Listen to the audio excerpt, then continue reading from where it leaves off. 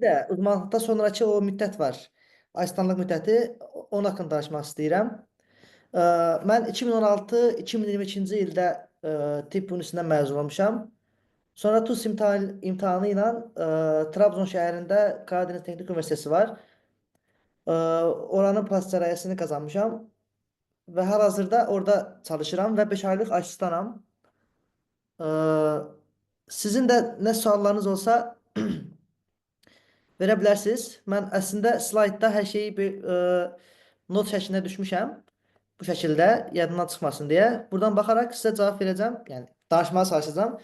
Siz də bir çoxlarınız bəlkə də hələ də qərarsız qalmısınız. Türkiyəmi, Almaniya mı, Amerika mı falan.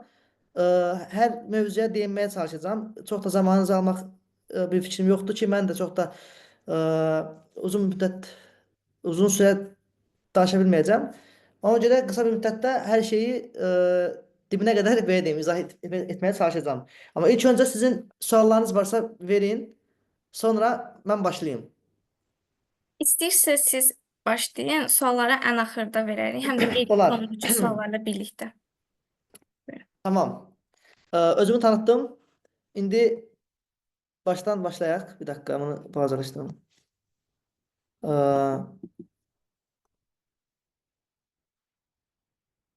Sonra ilk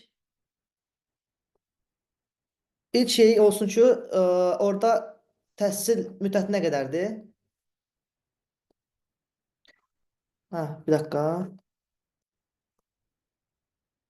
Təhsil müddəti. Təhsil müddəti gələn etibarilə 4 ildir.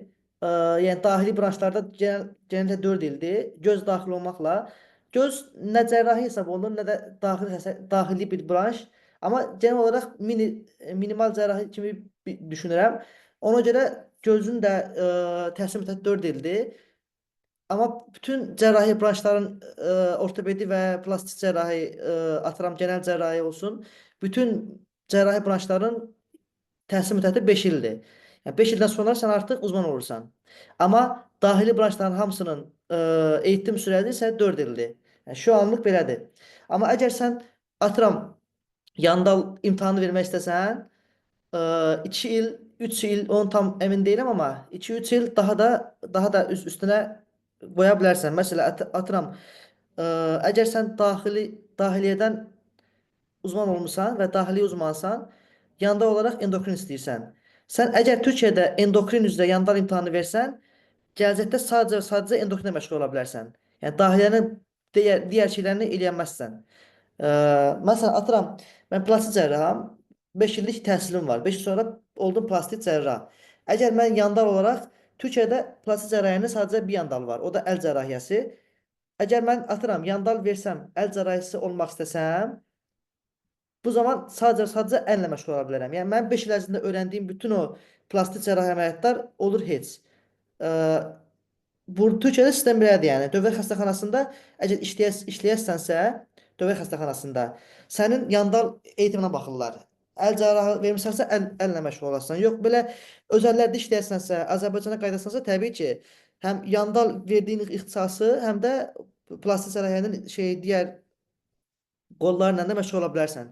Mən danışdım sadəcə dövlət xəstəxanalarına aiddir. Ə,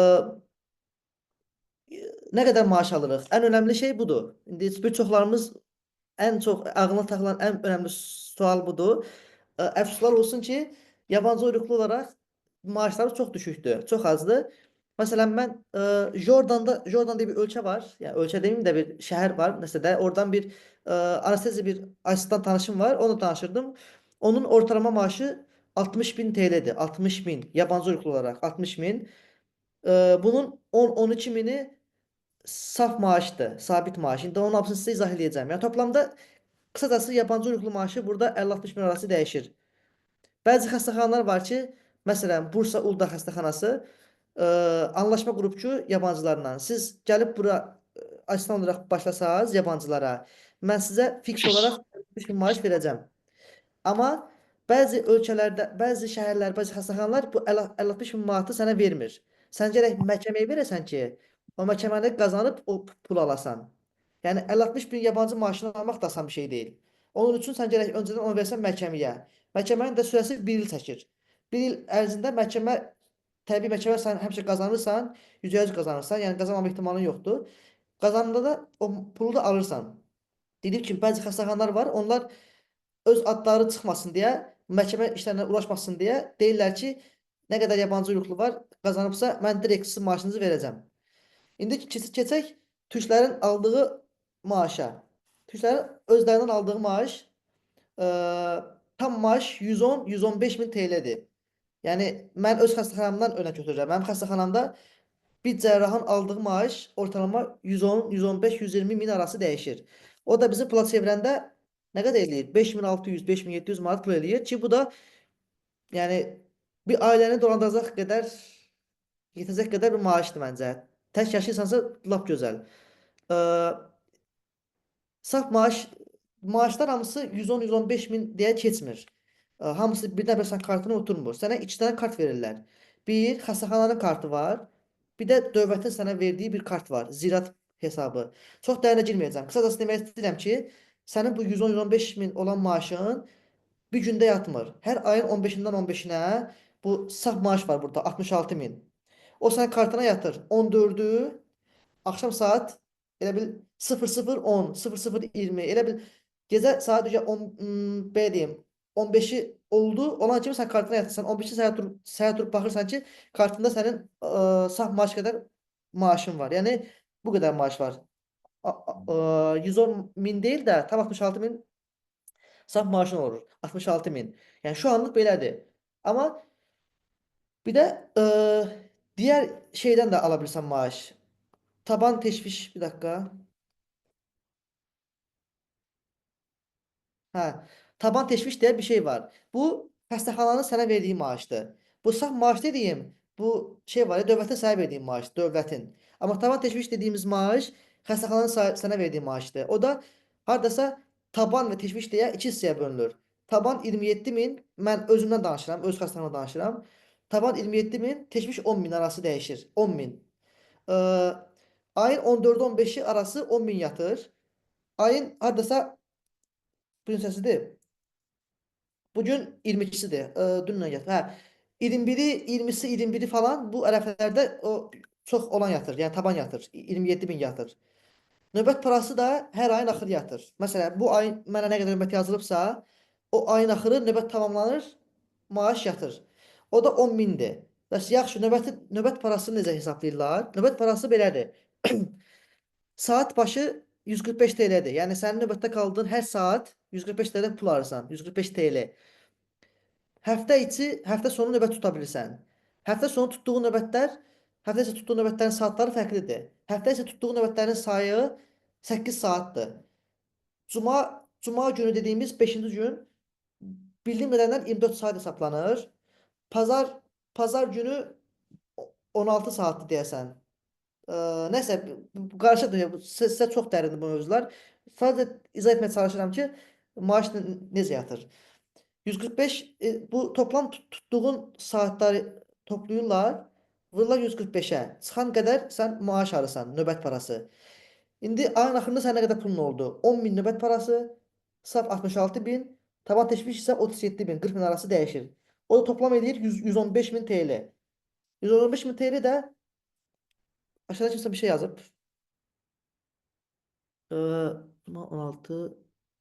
Ha, ay sağ ol. Cuma 16, cumartesi 25. 25 mi? Ha 25 olmaz ya. Pazar 16. Neyse, həftə 8 hesablanır. Bu çox önemli değil bu. Ee, Sonra nerede kalmıştık? Maaş konusunda bir sualınız varsa indidən verin. Anlamadığınız bir şey varsa indidən verə bilərsiniz. Bağışlayın, bilərəm sual. Tabii verə bilərsiniz. Tam maaş 110-115 min TL yazmısınız. O yabancı uyruklulara aiddir, yoxsa özlərinə? Yox, özlərinə və mənə. Yəni mən dediyim məsələ bu 115 min manat türklərin öz maaşıdır. Amma bizim bilirsiniz türk soylu deyə bir söhbət var, türk soylu. Artıq insanlar türk soylu ilə imtahana girir. Mən özüm nəyə girmişəm? Türk soylu ilə girmişəm. Yabancı yoxlayam, amma türk soylu ilə girmişəm. Türk soylu ilə girəndə genel şey belə deyim, kontenjan var. Onunla atandığın üçün tüklər qədər maaş alırsan və onların sağlıq sığortası var. Sənin də artıq sığortan olur. Yəni xəstəxanada hər türlü müalicə, hər türlü şey görüntüləmə, hər türlü həkim müayinəsi pulsuzdur sənə. O Türkiyədə belə bir sistem var da. Kimin sığortası varsa o sığortanın hesabına şey eləyə bilir, müalicə ala bilir. Başa Bir də düşdüm. bu Bəs türk soyluğu necə ala bilərik? bu mövzunun seminarın mövzusu deyil əslində. Çox geniş mövzudur o da. Onu qruplarımız Yaxşı, var bizim. başa düşdüm. Bəs bunu almaq çətindir yoxsa asan bunu deyə bilərsə heç olmayan? Biraz yorucudur ama almaq olur yəni. Çətin deyil. Amma biraz yorucudur. Mən məsələn çox mənim başım ağrıtmışdı amma axırda aldım. Biraz oturum izni məsələsi var. Onu həll edirsən məsələ elə hər şey onunla həll olur. Oturum izni Sual verə olduğu zaman bilərəm. tabii verə bilərsiniz. Rezident olanda, yəni bu dediyiniz 110-115 TL rezident, orada rezident oxuyanda olan maaşdır. Ay sağ ol. Hə, elə bil onların öz asistanlarının aldığı maaş 115 min TL'dir. 120. Hələ mən bu maaşı öz xəstəxanamı deyirəm. Eğitim araşdırma deyə xəstəxana var Türkiyədə. Eğitim araşdırma xəstəxanaları. Onların aldığı maaş 150 min, 200 min TL'dir. Onu da 20'ye böləndə nə edir biz bundan? 10 min manat pul eləyir. 10 minə yaxın bir şey eləyir. O qədər pul alırlar asistanlar. Hə, Amma amma yəni buyurun, Hı -hı. buyurun. Bu dediğim maaş aslında biri var eğitim araştırma, biri var üniversitet. Üniversitet maaşları biraz aşağı olur. Ama eğitim araştırma xəstəxanasının maaşı biraz yüksək olur. Onun da səbəbləri budur ki, eğitim araştırma xəstəxanasında çox xəstə olur. Çox xəstə olduğu üçün orada xəstə şey var ya, bu dövriyyəsi çox olur. Yəni girən çıxan xəstə çox olur. Ona görə də bu xəstəxanaların sənə ayırdığı maaş çoxdur. Amma universitetdə nisbətən xəstə azdır, amma az deyil, ha, çoxdur. Mən sadəcə ikisini müqayisə edirəm. Məsələn, universitetdə belə dahiliyə bir dənə xəstənin gəlib randevu ala bilməsi çox çətindir. Bir aya, 2 aya verirlər randevunu. O qədər çox xəstə var Hı, burada. Mən sadəcə anladım. qiyaslayıram eğitim araşdırma ilə buranı. Bir də dedik, Azərbaycandan imtahana girsək, burada maaş dedik 60 min olur, 60 min TL. Yabancı hüquqlu hə 60 min 50 min alırsan. Amma bu maaş bax indiki maaşdır ha. Bir il sonra bu maaş artacaq. Türkiyənin bilirsiniz də ekonomisi get-gedə şey eləyir də, zəifləyir və buna uyğun olaraq enflasyon şeyi var, nisbəti var. Hər dəfə zam gəlir maaşlara. Məsələn, bizim əvvəlki maaşlarımız 80-90 min idi. Zam, yəni üstünə faiz gəldi, 115 oldu. Yəni ildə 2 dəfə zam gəlir, 2 dəfə. Bir Temmuz ayında səhv eləmirəmsə ya da Haziran, nəsə çox önəmli deyil bu sizin üçün. Demək istəyirəm ki, yəni ildə 2 dəfə zam gəlir. Bir yanvar ayında, bir də Temmuz və Haziran ikisindən birində zam gəlir 2 dəfə. Ən önəmli zam yanvar ayıdır. Yanvar ayında yəni çox faiz gəlir sənin maaşına. Amma Temmuzda olan zam, yəni faiz nisbətən azdır. Amma yenə də etki məsələn 115 min olur, 120 min, 122 min. Amma yanvarda məsələn 120 olacaq, 140, 130. Belə oynamalar olur. Hər il maaş Anladım. artır. Anladım. Çox sağ ol. Bir də burada çetə suallar yazıblar. Onlarda soruşum. Deyirlər ki, bütün branşlarda eyni maaşdır. Yəni həm cərrahi, həm dahiliyyə. Bu şey, belə deyim sizə. Bu növbət parasını tutun, növbət parasını silin, növbət. Yuxarıda yazılan hamısı hamıda eynidir. Dahiliyyəsi, fizioterapist olsun, genel cərrahisi olsun, ortopedi olsun, hamısında maaş eynidir. Növbət parası ilə o maaş biraz oynaya bilir. Bir də xəstəxanaların bu sağ maaş var ha. Bu sağ maaş bütün asistanlarda eynidir. Bütün eğitim araşdırma olsun,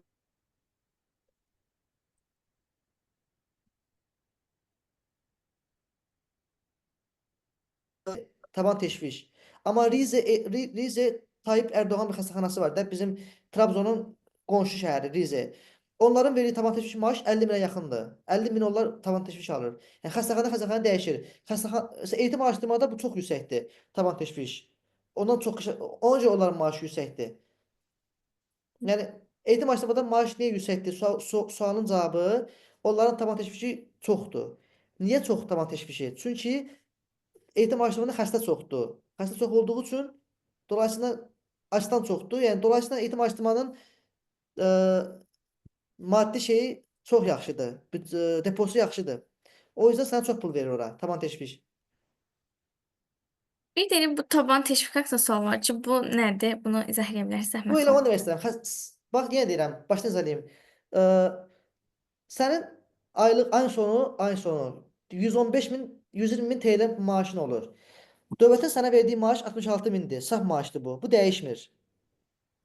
Bir də olduğun universitet, olduğun xəstəxana, o da sən orada çalışdığın üçün, o xəstəxanaya belə deyim, xeyir verdiyin üçün, xəstə baxdığın üçün də hər nə isə, o xəstəxana sənə ekstradan bir pul verir. O da tavan teşvişdir. Bu tavan teşviş dediyimiz maaş da xəstəxanaya dəyişəni göstərir. Bu tavan teşviş sənə xəstəxananın verdiyi puldur. Saf maaş isə Sağlık Bakanlığı'nın sana verdiği maaştı. Bir de var nöbət. Nöbət də məsələn ə, dəri məsələn dəri xəstəlikləri derma. Məsələn dermada nöbət sayısı bir dənə, iki dənədir. Ona görə sənin maaşın olacaq 2000, 1000 TL falan. Çox azdır. Ona görə məsələn dermanın maaşı aşağı olur çünki nöbət yoxdur. Nöbət də odur. Burada Türk soruluğu haqqında var. Onu başqa bir Başka bir şeydi. Bu başqa uzun webinarda mövzudur. inşallah Çox danışarıq. uzanacaq. Bir də mobbingdən bağlı yazılıb. İşte Mobbingdə hamısı var. slaydınız var. Bəli, ona görə Var var. o sual vermirəm. Bir də burada eğitim araşdırma olan yerlərə misal çəkmək deyib. Məsəl üçün mənim olduğum xəstəxanada Kaşüstü Eğitim Araşdırma Hastanəsi, ya Ankara'da Ankara Şehir Hastanəsi, ya İstanbul'da Camsakura bildiğim kadarıyla eğitim araştırma gedir. Ee, Ondan sonra bir sürü xəstəxana var, yəni Türkiyədə xəstəxana var. Hər şəhərdə, hər şəhərdə bir dənə eğitim araşdırma xəstəxanası var. Biliyor. Hə. Sonra başqa sual olan var? Mobbing barəsində soruşmaq istəyirdim. Biraz danışa Hə, bilərsiniz. onu danışacağım. Hı. Slide görünür. Bəli, bəli. Bəli. Çox- Ha, tamam. Ee, indi gəldim ora, az qalıb. Həş həkimə şiddət varmı? Mən 5 aydır asistanam və Trabzon insanları genəldə çox kaba olur deyirlər. Çox əsəbi olur Trabzon insanları. Amma ona rağmen 5 ay ərzində mən bir dənə də olsun mənə tərs davranan, mənə pis davranan həkim rast gəlmədim xəstəyə. Yəni xəstənin sənə göstərəcəyi tepki sənin ona göstərdiyin şeydən asılıdır. Göstərdiyin ilgiden asılıdır. Yəni ona güləriz olub, onun problemini sona qədər dinləyib, sona qədər suallarını cavab verdiyin sürəcə heç bir xəstə sənə orada şey uygulaya bilməz, şiddət. Yəni mən öz təcrübəmdən deyirəm, 5 aydır hələ ki buradayım, 5 ay ərzində bir dəfə də olsun bir xəstənin mənə də oturub pis danışsın, ya mənə belə acığı danışsın, ya mənə az döysün deyə elə bir şey mən görmədim burada 5 ay ərzində. Dediyim kimi özündən asılıdır. Xəstələr məsələn amma digər asistanlar bəzən xəstələr gəlir bir sual verir, iki sual, üç sual verəndə üçüncüdə artıq şey cavab verirlər xəstəyə qarşı, biraz qeyri-ciddi və sərt cavab verirlər. Ona görə xəstə də biraz ona reaksiya verməyə çalışır ki, bu da normal bir şeydir. Mən görmədim belə bir şey Türkiyədə hal-hazırda. Sonra İş saatı. İş saatı xəstəxanaya dəyişir. Məsələn, mənim xəstəxanamda vizit saat 7:30-da başlayır. Vizit nədir? Asistanlar birlikdə toplanır, bütün xəstələrə baş çəkir. Bu xəstənin nə problemi var? Nəyi olubdu? Bu gün əməliyyat olacaq. Bu nə əməliyyat olacaq? Məsələn, əvvəl bu xəstə harda əməliyyat olubdu və yaxud da olmayıbdı? Nə problemi var? Nə xəstəliyi var? Məsələn, əməliyyatdan əvvəl qanı nə qədərdir falan filan bu kimi şeylər müzakirə olunur vizitdə. Bir girib otağa baxılır. İşdən çıxış saatı bizim xəstəxanada 5-6 kimi dəyişir. Bəzən 7-yə qədər uzanır, amma o da xəstə çox olduqca belə bir şey olur, amma genəldə belədir. 5-6 kimi çıxırıq biz işdən. Amma mənim dostum var, Camsakorada ortopedi asistandır. O saat 6-nın yarısı gedir, saat 9-da çıxır. Yəni bu adam özünə heç bir zaman ayıra bilmir. Çox çətindir onların iş rejimi. Xəstəxanada dəyişir bu. Ona görə həmişə asistanlıq müddətində asistan olmadan əvvəl bu kimi şeyləri yaxşı-yaxşı araşdırın. Bu qələm kim yazır altdan? Maraqlı gəldi mənə. Növbət nədir? Növbət ertəsi nədir? Növbət ertəsi növbətə qaldığın gün, məsələn, atıram, bu gün saat 7-də getdin işə. Saat 5-də çıxmalısan işdən. Amma sən növbətin varsa çıxmırsan. Xəstəxanada qalırsan. Xəstəxanada qalırsan, belə deyim, gecə boyu xəstəxanada qalırsan, bir də səhər-səhər çıxırsan xəstəxanadan. Yəni toplamda belə deyim sizə. Məsələn, bu gün səhər-səhər girirsən xəstəxanaya, bir də sabahı səhər-səhər çıxırsan. Yəni bir gün növbətdə olursan. Çıxırsan, onun sonraki gün full boş olursan. Yəni işə getmirsən, evə gəlirsən. Buna deyirlər növbət ertəsi. Yəni növbət ertəsi gün sən bomboş olursan, evə gəlirsən, yəni işləmirsən. Bu əvvəllər belə deyildi. Əvvəllər işləyirdin. Əvvəllər məsələn səhər saat 7-də girirdin. O biri elə bil növbəti səhər çıxmalı olduğun növbətdən çıxmırdın. Yenə işləyirdin, saat 5-də çıxırdın. Olurdu 36 saat. Bu da çox yorucudur və çox yorurdu insanları. Amma indi belə bir şey yoxdur, yığışdırılıb. Amma bəzi yerlərdə isə yenə də növbət ertəsi qəbul olunmur. Növbətdə çöməzlər və qidəmlər arası bir şey var, münasibət. Növbətdə işte cərrahi ixtisaslarda belə deyim, növbətdə qalırsan, ə, iki dənə əməliyyat bloku var. Bir acildən gələn əməliyyat bloku var, bir də normal əməliyyat bloku var. Sən gecə boyu yenə də vaka alırsan əməliyyatxanada. Əməliyyatda deyək ki, 4 asistan qalıbsa, əməliyyata 4 dənə asistan da girir, amma ilk kim başlayıbsa o olur. Məsələn, birinci asistan kimdirsə, o ilk başlayandır. İkinci asistan kimdirsə, o ikincidir. 3-4 elə bölüşdürülür. Növbətdə əgər əməliyyat varsa belə olur ki, onsuz da zaten bütün əməliyyatlar belə olur da, sadəcə mən örnək verdim.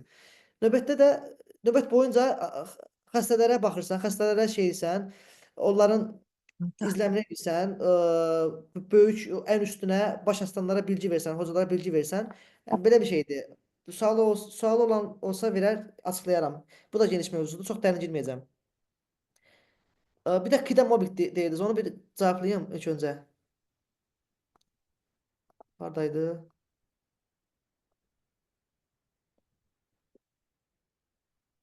Hə, yox, bir dəqiqə. Hə, qidəm. Qidəm nədir, mobbing nədir? Uşaqlar, qidəm və mobbing fərqli-fərqli şeylərdir. Qidəm şeydir, xəstəxanada servisdə işlərin doğru düzgün getməsi üçün müəyyən bir sərtlik lazımdır. Belə deyim də, ciddi bir rejim lazımdır. Buna qidem deyirlər. Yəni qidem. Yəni qidem əsasdır. Yəni sənin üstündəki asistanların dediyi hər şeyi sən yerinə yetirməlisən. Məsələn, deyir ki, məsələn, bu gün sən bunu eləyəsən, eləməlisən. Eləyirsən. Eləməsən düzdür. Eləməsən nə olar? Eləməsən çox da dəyişir, baxır adamına. Elə adam var ki, eləməsən deyir ki, problem yoxdur, bir dahakində o səhv eləməyərsən falan. Bu kimi şeylər olur. Amma genəldə qidem demək mobbing demək deyil. Əslində qidemin olması yaxşı bir şeydir. Sənin işi daha ciddi yanaşıb, işi daha belə layiqincə yerinə yetirmək üçün qidem çox-çox önəmlidir o xəstəxanada. Əgər xəstəxanada qidem yoxdursa, işlər hər zaman əksik olacaq. Çünki orada bir şey yoxdur, sistem yoxdur, belə deyim. Amma mobbing tam fərqli bir şeydir. Mobbing Baxın. sənin bir üstün, yəni bir üstün dediyim məsələn sənin bir üstündə olan asistan, yəni ya sənin baş asistanın ən böyüyün sənə qarşı şey olur. Çox pis olur yəni. Sənə yegəndə sənə söyür, səni təhqir eləyir yegəndə. Ürəyi səni əməliyyatlara almır. Ya hamı içində səni biabır eləyir. Bu kimi şeylər sənin şəxsiyyətini düşürür. Yəni, bu kimi şeylər hamısı mobbingdir. O da dediyim kimi dəyişir. Məsələn bizim xəstəxanada heç qəti şəkildə mobbing deyilən bir şey yoxdur. Yəni ortam çox superdir. Hoca və asistan münasibəti. Bizim xəstəxanadan örnək verim. Bizdə 2 dənə hoca var, ikisi də professordur və ikisinin də aramız çox yaxşıdır. Nə sualın olsa gedib verə bilirsən. Poliklinikdə xəstə olur, gedib xəstə danışırsan hocaya. Ya iş dışında məsələn əməliyyatxanada tutaq ki, atıram eyni əməliyyatdasınız, gimirsiniz eyni əməliyyata. Hoca da əməliyyatdadır, sənlə söhbət eləyir. Ailən kimdir, atan nə işləyir, anan nə işləyir, belə suallar verir sənə, deyir ki, sən hardan gəlmirsən falan filan. Belə məsələn mənə ilk gün elə suallar vermişdilər. Ya da məsələn səni əgər səni sevirsə, sən çox istəyirsə, belə içəri gələn kimi səndən belə şey deyir, zarafatlar edir falan, biraz sənə söz atmağa çalışır. Yəni hoca bizim hoca ən azından hoca mənə qarşı belədir, yəni. Heç belə salam sağ ol vermir, kaba kimi bir şey deyə bilmərəm. Hər zaman hoca məsələn içəri gələndə özü salam verir, özü danışır, söhbət edir. O da hocadan asılıdır. Məsələn bizim xəstəxanada belədir. Asistan münasibəti çox önəmlidir. Bizdə də asistan münasibəti bir çox xəstəxanada dəyişənlik göstərir. Amma genel etibarilə sən bir üstündən aşağı olduğun üçün hər zaman onun dediyini etmək zorundasan. Məsələn səndən yaşca balaca da olsa, o səndən tez işə başlayıbsa, nə deyirsə onu eləməlisən. Məsələn deyir get qan almalısan. Ya get onu eləməlisən. Yox, getmirəm falan kimi şeylər eləyə bilməzsən. Tibb bacısı asistan münasibəti tibb bacıları genəldə belə deyim, illərin tibb bacısı olduğu üçün onlar belə deyim, yəni, elə tibb bacısı var ki, servisdə olan qopan hər şeyi gedib hocaya çatdırır. Hocaya deyir, xəbərçilik edir. Amma elə tibb bacısı var ki, eləmir. Əgər o asistanı gömmək istəsə, o sevmirsə, illa ki o asistan haqqında gedib sağa sola danışacaq o tibb bacısı. Amma genəldə bizim də servisdə heç vaxt elə bir şey olmayıb indiyə kimi. O çox belə tibb bacısı və asistan ortamı çox yaxşıdır. Məsələn, öğlə arası kafe, məsələn servis günü olanda, xəstələrə baxanda, servisdə olanda, məsələn, öğlə arası məsələn kafe hazırlayırlar. Hamımız oturub içirik, söhbət edirik. Belə aramız gayet yaxşıdır. Yenə deyirəm, o dəyişir xəstəxanaya. Sualınız var bura kimi? Burada şeye Zaynep'te. Nə?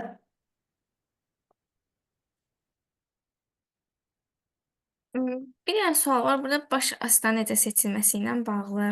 Sağ ol, ona değinim. Baş asistan dediğimiz şey olur. Yenə deyirəm, o dəyişir. Bəzi xəstəxanada fərqlidir, bəzilərində fərqlidir. Məsələn, amma bir çox yerdə belədir. İlk kim başlayıbsa işə, o olur baş asistan. Yabancı uyruklu biri işə tez başladığı üçün türklərdən genəldə həmişə baş asistan yabancılar olur. Məsələn, bizim xəstəxanada, bizim servisdə Filistinli bir asistan var. O baş asistandır. Çünki o erkən başlamışdı. Ona görə hocalar da onu uyğun görmüşdü. Ya da başqa servisdə də məsələn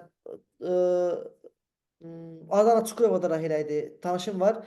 Yabancı uyrukludur, tez başlayıb deyən onu baş asistan eləmişdilər. Ya da Erzurumda falan, ya da Bursada falan, Ankara'da falan birçok yerdə kim ilk başlayırsa o olur baş asistan. İlk başlayan yəni. Anladım. Başqa sualı olan? Salam, axşamınız xeyir olsun. Mənim sualım var idi. Aha. Bəlkə də bu sualı cavablandırmısınız. Mən yeni qoşulduğum üçün təkrarçılıq olsa üzr istəyirəm. Buyurun. Siz Türkiyənin daha çox məsələn də, yəni rezidentura üçün mərkəzində təhsil almağı üstünlük verirsiniz ya periferiyada xəstə görmək açısından? Çox yaxşı sualdır. Əslində bunu mən şeydə yazmaq istədiyim slaytlardan unutmuşam. Yaxşı sualdır. Məsələn, genəldə hamının bildiyi bir şey var. Mərkəzi yerlərdə eğitim çox yaxşıdır, amma şeydə pisdir, periferdə. Yəni, bu deyim əslində çox yanlışdır. Məsələn, mərkəzdə niyə təhsil yaxşıdır, onu izahını verim. Təhsil niyə bir tık yaxşıdır, bir tık yaxşıdır, onu deyim. Sonuç olaraq onsuz da ən sonunda uzman olursan. Yəni periferdə də bitirən də, mərkəzdə bitirən də axırda uzman olur. Amma mərkəzdə uzman olan birinin artısı odur ki, sən özəl xəstəxana çox olduğu üçün mesai dışına gedib özəldə işləyə bilərsən. Və yaxud da çox xəstəxana olduğu üçün sən əgər sənin hocanla aran yaxşıdırsa, məsələn öz şeyinə örnək verim ixtisasından, plastik cərrahiyyədə plastik cərrahiyyə dediyimiz yəni estetik cərrahiyyə deyil, çox böyük bir cərrahi bir şeydir, bölümdür. Məsələn, burada əl cərrahiyyəsi var, çənə cərrahiyyəsi var, üz cərrahiyyəsi var, qulaq cərrahiyyəsi var, belə bölünübdür öz yerlərinə. Məsələn, atıram, əgər sən İstanbulda olsan, İstanbulda Cam Sakura'da bir asistan olsan və Cam Sakura əgər çənə cərrahiyyəsi eləməsə, sən çənə cərrahiyyəsi öyrənmək istəsən, gedib hocaya məsələn deyirsən ki, hocam, bəs mən çənə cərrahiyyəsi öyrənmək istəyirəm. Başqa xəstəxanaya getməmə izin verin. Və yaxud da sizin tanışınız varsa gedib o xəstəxanada mən onu öyrənim. Hoca da məsələn İstanbulda eyni şəhərdə başqa xəstəxanaya səni tapşırır, sən gedib orada həmin o çənəni ödəyib gəlirsən öz xəstəxanana. Ya da mərkəzdə çox xəstə var, düzdür, çox xəstə var və çox daha iyi gelişmişdir. Yəni hər şey yenidir falan, sistem oturubdur. Və baxanda həqiqətən mərkəz bir tık öndədir, amma perifer də pis deyil. Məsələn, mən Trabzon perifer şəhərdir. Amma onu perifer edən xəstəxana deyil. Onun şəhərin uzaqlığıdır mərkəzdən. Əgər məsələn mənim xəstəxanam KTÜ dediyim, əgər mərkəzdə olsaydı, onun puanı çox-çox yüksək olardı və məsələn mən 5 aylıq asistanam, 5 aylıq da, amma artıq əməliyyatlara girirəm. Mənə primer bir şey elətdirirlər. Yəni primer olaraq məsələn şey, necə deyim sizə? Məsələn dəri tümörü olan bir xəstələrə məsələn tümörü mənə aldırmışdılar və yaxud da dəri aşısı. Burdan dəri götürüb bura mən qoymuşdum məsələ ya da əldə bir tendon falan kəsilmişdi, onu mən tikmişdim. Bu kimi şeydə mənə elətdirmişdilər, amma atıram, indi ad verməyəcəm, bəzi xəstəxanalar var. Məndən eyni ixtisas, eyni eşqdən olub, mənimlə eyni elə bir atanan, amma başqa xəstəxanada işləyən asistanlar var. Onlar heç sənə əməliyyatxanaya enməyibdir. Amma onlar halbuki mərkəzdə şey eləyir, asistanlıq eləyirlər. Atıram, İstanbulda məndən eyni ildə qəbul olubdu, amma mənim elədiyimi o eləməyibdi. Amma halbuki mən periferdəyəm, ha, amma o İstanbuldadır. O perifer mərkəz çox da önəmli deyil, yəni o şeyi takmayın. Əsas əsas olan xəstəxananın şeyidir. Köklüyüdür. Yəni o xəstəxana öz elə bil ki, kökünü qoymalıdır ki, sənə yaxşı eğitim versin. Bu qədər. Çox sağ olun, təşəkkür edirəm. Bir şey soruşum sizdən elə həmin bu sualla bağlı. Yəni onda biz belə düşünə bilərik ki, məsələn, mərkəz yerlərdə əsas sualımın əsas məğzı bu idi. Mərkəz yerlərdə belə bir şey eşitmişəm ki, asistanlar çox olur deyə bir növ sənə növbə çatmır da. Məsələn, sən Hə, əməliyyata elədir. alırlar. Düz, elədir. Məsələn, Bursa Uludağda 35 dənə asistan var. Bizim xəstəxanada isə 24 dənə asistan var. Arada 11 dənə asistan fərqi var. Yəni bu böyük bir rəqəmdir. Yəni, bir asistan belə sənin əməliyyata keçirməyinə, əməliyyatxanaya gec düşməyinə əngəl olur. Çox önəmlidir o. O doğrudur. Elədir. Hə, tamam, təşəkkürlər. Məsələn, cərrahi bir ixtisasda əməliyyatxanada olan masa var, əməliyyatxana stolu, o xəstəni əməliyyat edilmiş stol. Onun sayı çox önəmlidir. Məsələn, atıram, İstanbulda bir yaxşı bir xəstəxana olar, onun əməliyyatxanasında cəmi 2 dənə masa ola bilər, 2 masa. Yəni sənə ayrılan masa 2 ola bilər. Amma perifer bir xəstəxana ola bilər. O xəstəxana sənə ayırdığı masa 5 dənə ola bilər. 5 dənə masa olması çox yaxşı bir şeydir. Yəni atıram 5 xəstəxana olsa, 5 dənə əməliyyatxana stolu olsa, hər masaya 4 dənə asistan düşür. Yəni dolayısıyla yəni, necə izah edeyim sizə? 2 dənə masa olması azdır da. Məsələn 20 asistan olan bir yerdə 2 əməliyyat stolu olanda sən əməliyyata girə bilmirsən. Yer olmur orada. Yer olmur. Amma 5 dənə əməliyyat stolu olanda 20 asistan olanda şeyə sən girə bilirsən. Həmin vaqaya girə bilirsən. Əməliyyata girə bilirsən. O açıdan da bu əməliyyat stolu çox önəmlidir. Masa.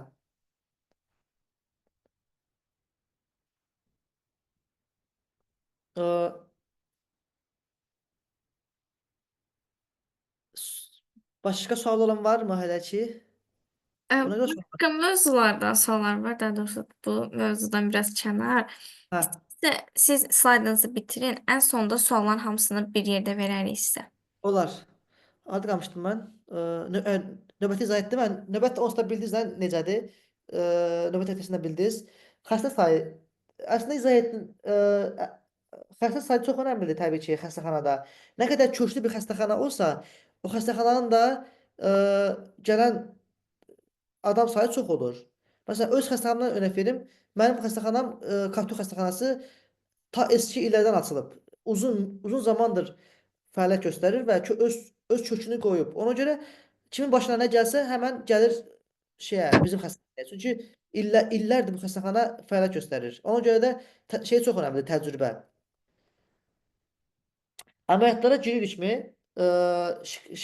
Məsələn, qidəmlərə görə necə olur əməliyyat? Yəni təbii ki, məsələn mən 5 aylıq çöməzəm, amma 2 illik asistan var. Kimsə oturub 2 illik asistanı qoyub da mənə heç vaxt əməliyyat verməz. Mən nə qədər yaxşı bilsəm belə o əməliyyatı, kimsə mənə deməz sən gələ bu əməliyyatı. Çünki səndən öncə başlayanlar var. Səndən öncə başlayanlar birinci öyrənməlidir ki, Sonra sən öyrənəsən. Onlar bitirir axı, onlar bitirib gedəcək. Yəni, nə qədər yaxşı bilsən bil, nə qədər super bilsən bil, hər zaman sənin üstündə biriləri varsa, hər zaman haqq onundur. Məsələn, əməliyyat olursa, birinci o, yəni birinci asistan odur. İkinci kim başlayıbsa odur. Üç kim başlayıbsa odur. Məsələn, bir də bu da çox önəmlidir. Atıram, eyni TUS-la, eyni ildə girən 5 asistan varsa, bu 5 asistan eşqidəm hesab olunur. Yəni bunlar eşqidəmdir. Yəni bunların eyni ildə başlayıb deyə bunlar eşqidəm hesab olunur. Eşqidəm də yəni bir, yəni bunların səviyyəsi birdir. Amma ilk kim bu eşqidəm arasından ilk kim başlayıbsa, yenə də sıra onundur. Atıram, əməliyyatxanada mesela atıram 2 dənə eşqidəm var. Eyni ildə başlayan 2 dənə eşqidəm düşüb əməliyyatxanaya və orada bir dənə əməliyyat var. Hoca hoca mı ya baş asistan mı məsələn sual verir. Deyir ki, siz ikinizdən ən tez hansınız başlamısınız? Məsələn, mən deyirəm ki, məsələn, mən başlamışam. Sonra sual verir. Deyir ki, bu əməliyyatı əvvəl girmisən bu əməliyyata. Əgər yox desən, sən ilk başladığın üçün sən girsən o əməliyyata.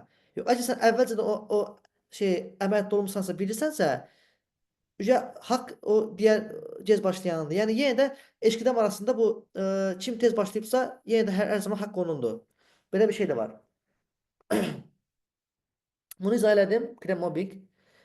Asistan eğitimi də dediyim kimi dəyişir. Məsələn, bizim xəstəxanada həftədə bir dəfə makale sunumu var. Yəni gedirsən, baxırsan, makale axtarsan, məsələn, atıram, əl cərayəsi üzrə yeniliklər.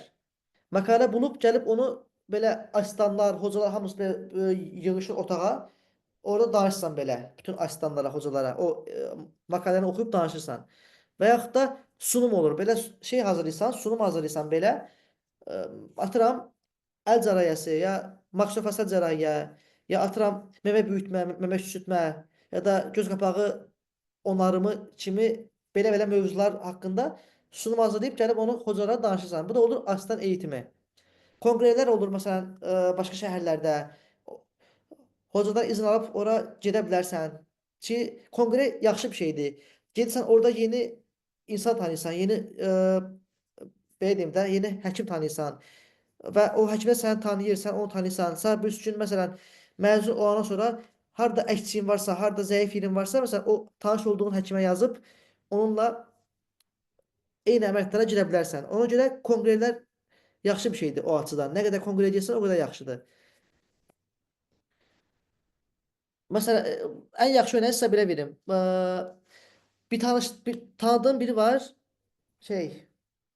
Hansı şəhər idi? Neysə, bir dənə Türkiyənin bir dənə şəhəri var, perifer şəhərdir. O da periferdir. Plastik sanayi uzmanı oldu oradan. Bir gün İstanbul'da bir kongredəykən bu periferdə olan bu asistan gedib o İstanbul'da kongredə bir çıxış edibdi və İstanbul'da kongredə də başqa şəhərdən gələn şeylər olur, hocalar olur orada. Hocanın biri bunu görüb bəyənib bu asistanı. Görüb ki, bu adam çox belə bilgilidir, çox yaxşı bilir. Ona deyib ki, sən məzun olandan sonra gəl məni tap. Məcburi hizmətdə gəlib mənim yanımda işləyərsən. Nəsə bu adam o periferiyadan məzun olub, indi gedib İstanbulda Camsakurada işləyir. Yəni Camsakura plastik sanayi çox məşhurdur və çox yaxşıdır. Və hal-hazırda orada işləyir. Yəni bu konqrenin də sənə qatdığı şeylərdən biri budur. Yəni şans hər zaman kim çox gəzirsə şans onun ayağına dolaşır. Bu da elə bir şeydir. Yabancı uyğunluğu mu, genəlmi onu izah etdim, fərqini izah etdim əslində az öncə. Yenə də yaxşı və pis tərəfləri. İndi mən Azərbaycanlıyam və yabancı uyğunluq olaraq girmədim bu imtahana. Yəni türklərlə aynı haqda oldum, türk soyuyla girdim. Bunun əslində cəmaət bir çox insan tərəfindən pis tərəfi, amma mənim tərəfdən yaxşı tərəfi nədir? Məcburi hizmət. Mən yabancıyam, amma yabancı uyğunluqla yəni yabancı deyil də türk soyuna girdiyim üçün məzun olandan sonra mən məcburi hizmət eləməliyəm. Bir çox adam belə deyir, bir çox adam deyir ki, etməyə bilərsən. Amma etməlisən məncə, etmək lazımdır. Sən çünki gəlib Türkiyədə türklər kimi eyni haqda, türklər qədər türklər qədər eyni haqqa malik olursan, onlar qədər maaş alırsan, haqların eynidir. Onlar gedib məcburi xidmət edir, amma sən eləmirsən. Bu birincisi etik deyil, doğru deyil. İkincisi də məcburi xidmət etməyi sənə faydalıdır. Yəni, məzun olan kimi atıram, sənə bu 5 illik uzmanlıq təhsili sənə bir şey sənə belə deyim, belə bir baxış açısı qazandırır sənə. Sən 5 il sonra super uzman, super hər şey super bilmirsən 5 il sonunda. Sənin o məcburi xidmətdə elə bir şey var. Məcburi xidmətdə səni dövlət atayır başqa bir xəstəxanaya. Tək başına olursan, təksən, kimsə yoxdur. Özün işləyib özün öyrənirsən, öz səhvlərini özün axtarıb tapırsan. Yəni məcburi xidmət olması yaxşı bir şeydir. Yəni yabancı biri olsan belə bunu etməlisən yəni. Sənin bu eğitiminə, sənin savadına, sənin əl becəriyinə çox-çox pozitiv xeyir qatır. Ona görə məncə məcburi xidmət olunmalıdır. Yəni demək istəyirəm ki, asistanlıq bitəndən sonra, uzman olandan sonra sən hər şeyi bilmirsən. Sən işləyərək öyrənərsən. Yəni 5 illik bir uzmanlıq eğitimi sənə sadəcə bir belə deyim, baxış açısı qazandırır. Cərrahi bir əl şeyi qazandırır sənə, yetenek qazandırır. Mən məsələn 5 il ərzində plastik cərrahiyyənin bütün əməliyyatlarını görməyə bilərəm, hamısını. Amma mən görmədiyim əməliyyatı bu 5 il ərzində öyrəndiyim o el becerisi ilə edə bilərəm gələcəkdə. Məsələ budur yəni. Ona görə məcburi xidmət etmək lazımdır. Və Azərbaycanlı, yəni yabancı olub da türk soylu girənlər üçün pis tərəfi də bu mecburi xidmətin olmasıdır. Bir çox adam etmək istəmir. Ona görə də türk soylu ilə girmək istəmir. Yəni elə tanıdıqlarım var mənim. Amma zərək yoxdur. Yəni 5 il sən asistanlıq eləmisənsə, bu 2 ildə bunu edə bilərsən. Asistanlıq sosial həyatına necə təsir edir? Çox önəmli sualdır. Mən dediyim o bayaqçı dostum, Camsakurada işləyən dostum, səhər saat 5-in 6-nın yarısı girir, axşam saat 9-da çıxır.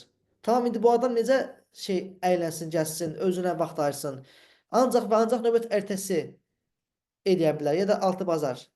6 bazar da hələ növbət yoxdursa edə bilər. Ona görə seçdiyiniz xəstəxananı çox da özünüzü yormayın. Yəni elə atıram, ada görə gedib Ankara, Hacıtəpə ya da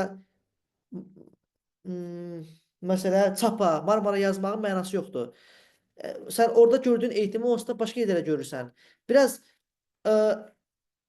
özünə zaman ayıracağın bir yer seç. Məsələn, mənim olduğum ixtisas da və xəstəxana da çox yaxşıdır o tərəfdən. Saat 7-nin 8-in yarısı başlayır məsələn, axşam saat 5-də qurtarır. İdmanımı da edirəm, dərsimi də oxuyuram, yəni öz ixtisasım dərsimi oxuyuram, ingiliscə də oxuyuram, yəni başqa şeylərə vaxt qalır. Sən indi oturub hər gün işləsən, bəs bunlar kim eləsin? Hər şey iş demək deyil. Başqa şeylərə özünü gelişdirməlisən. Atıram, ya da kitab yazmaq istəyirsən, məsələn, sən nətə kitab yazasan belə bir iş sistemi ilə. Biraz bu şeylər fərqli göstərir. Xəstəxana yazarkən nəyə fikir verilir? Dediyim kimi, xəstəxana yazarkən ən önəmli şey o xəstəxananın işə giriş və çıxış saatları, yəni saat 5-də girib saat 9-da çıxma, yəni gərək yox buna. Elə xəstəxana yaz ki, iş saatı çox da belə yorucu olmasın. Çox yorucu bir iş olmasın. Elə bil iş saatı çox ağır olmasın. Ortam mülayim olsun, ortam yaxşı olsun, ortam çox səmimi olmalıdır. Sən 5 il ərzində orada olasan, 5 il işləyəsən orada. Yəni 5 il ərzində sən ona qatlanmalısan. O ortam yaxşı olmasa, ortam çox çətin olsa, ortam çox marigin olsa, sən 5 il orada çox zar-zor işləyərsən. Yəni psixologiyası biraz zəif olan bir insan işləyə bilməz. Yəni istifa eləyər hətta. Ona görə ortam yaxşı olmalıdır. Cərrahi bölümlər üçün əməliyyat masası. Mən bunu deyirdim az öncə. Cərrahi məsələn, qadın doğum istəyirsən. İlk verəcən sual budur. Nə qədər masanız var əməliyyatxanada? Məsələn, deyir ki, bir dənə. Atıram, 50 dənə asistan olan bir yerdə bir dənə əməliyyat masası olan xəstəxanada sən nə öyrənəsən? Yəni, tutaq bir dənə masa var və 50 asistan var. Bu 50 asistan ora hətər girsin o şeyə, əməliyyata. Amma 8-9 dənə masa olsa, onda o zaman yaxşı ola bilər. Əməliyyatlara girə bilər. Çünki bir əməliyyata 3-4 nəfər girir. 4 nəfər maksimum. Onu düşünün həmişə.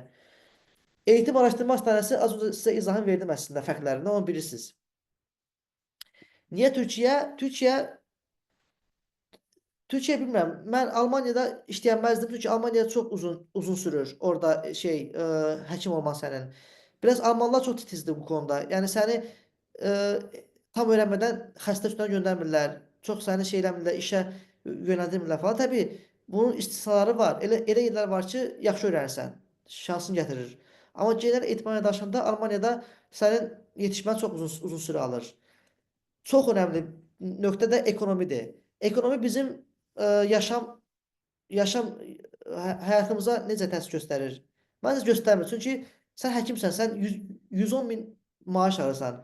Ekonomin nə qədər də çöksə, pis olsa, sənin yaşamına bu mənfi təsir göstərmir. Atıram, marketdə qiymətlər qalxdı. Zam gəldi, maaşlar da artır. Yəni dolayısıyla hamısı paralel gedir. Yəni aldığın maaş sənə illaki yetir. Amma təbii ki, Türkiyədə evdir, maşın çox bahadır. Məsələn, maşın bir dənə bizdə 10 min manat olan maşın burada 20 min, 30 min TL, 20-30 min manatdır. Ya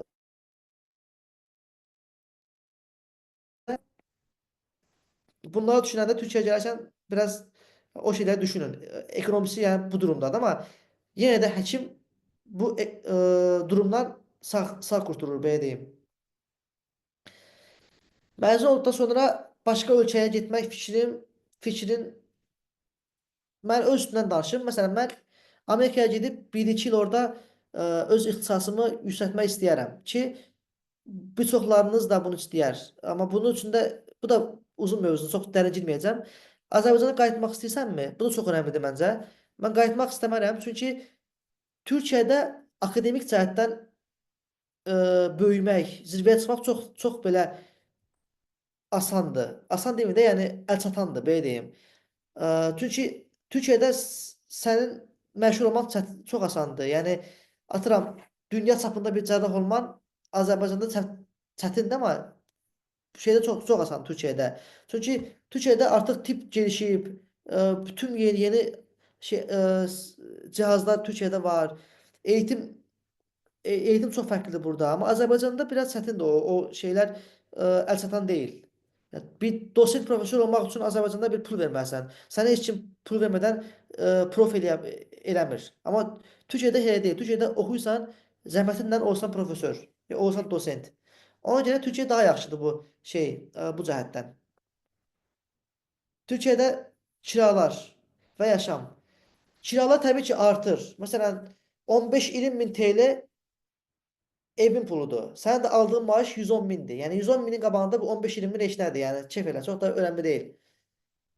Maaş da necə idarə edir? Təbii sən aldığın 110 minin hamısını xərcləmirsən. Onun bir qismini yığırsan, bir qismini evə göndərsən falan, özün də xərcləyirsən. Yəni tamamına sənə bəs eləyir bu aldığın maaş. Bu da başqa mövzudur. Unutma, asistanlıq hər yerdə eyni deyil. Bax, onu demək istəyirəm. O dostumdan sizə örnək verdim. Maaşı da bilirsiniz onsuz da aşağı yuxarı sizə aydın oldu. İş sistemi də fərqlidir. Məsələn, Camsakurada bir plastik cərrah işə girir saat 6-da, çıxır saat 10-da. Məsələn, mənim eşqidəmiyim, məsələn, məndən eyni ildə qəbul olan, amma o Camsakuraya girib mən şeyə gəlmişəm Trabzona, mənim eşqidəmim məndən daha çox əməliyyat edir, daha çox əməliyyatlara girir və daha çox şey bilir. Amma sonuç 5 ilin sonunda sən də onları öyrənmiş olursan və bir-biriniz eşitlənir. Eşitlənməsə belə, sən əgər öz üstündə belə deyim də, öz üstündə çalışırsansa, illa ki sən həmin o ən yaxşı xəstəxanada eğitim alan asistanın bildiyi şeyi sən də biləsən axır əvvəl. Hər şey özündən asılıdır. Yəni perifer və olması çox önəmi yoxdur, mərkəz. Ona görə təbii xəstəxana yaxşı xəstəxana olmalıdır. Yəni eğitim yaxşı olmalıdır. Onu araşdırın. Pis xəstəxananı heç kim istəməz. Məsələn, atıram, Balıkəsir, Çanakkale, Kocaeli. Məsələn, buraların plastik cərrahiyyəsi yaxşı deyil. Məsələn, bizimki, amma İstanbul, Marmara, Çapa, ya olsun Camsakura, olsun bizim Trabzon Karadeniz Texnik Üniversitesi çox yaxşıdır. Ona görə, məsələn, atıram, sən qadın doğum yazmaq istəsən, yaxşı araşdır. Nəyi araşdırırsan? Sənə Nə vaxtdan əməliyyatlara düşməyinə icazə verilir? Nə vaxtdan sənə poliklinikdə xəstə baxmağa icazə verilir? Nə vaxtdan sən əleyaq işləri görməkdən azad edilirsən? Bu əleyaq işləri də yaxşı bir şey deyil. Sənin çox vaxtını alan şeylərdir bunlar.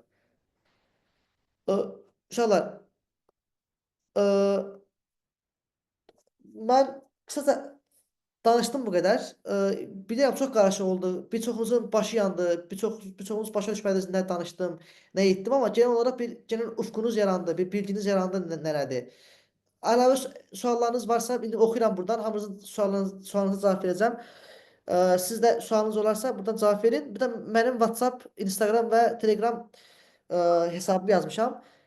İstəyən WhatsApp-dan, istəyən Instagram-dan, istəyən də Telegram-dan mənə yazıb suallarını verə bilər.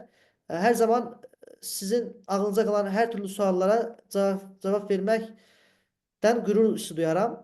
İstəyirəm ki, siz yanlış yolda olmayasınız. Sizin də bu uzun süreçte her zaman yanınızda olacağıma da söz verirəm. Yəni ağlınıza takılan hər bir sualı da cevaplayaram. Bir sual verə bilərəm. Təbii verə bilərsiniz. STS imtahanı verəndən sonra məcburi 6-8 aylıq bir dönəm olur. Yəni gəlib keçməlisən o praktikanı Türkiyədə. Orada da müxtəlif xəstəxanada olursan. Onu özləri yönləndirirlər. Yəni Hə, o necə olur? özün məktub yazsan Gökə. Deyirsən ki, məsələn mən bu 3 xəstəxanadan birində olmaq istəyirəm. İlk xəstəxana haranı yazmısansa ora düşürsən. Məsələn məndə belə olmuşdu. Mən YÖKə məktub yazdım. 1'e Ece yazdım. 2'ye Bursa yazdım. Uludağ. 3 Erzincan yazdım. Mənə gəldi Bursa. Yəni ikinci gəldi, birinci yox. %95 ehtimalla birinci gəlir, birinci.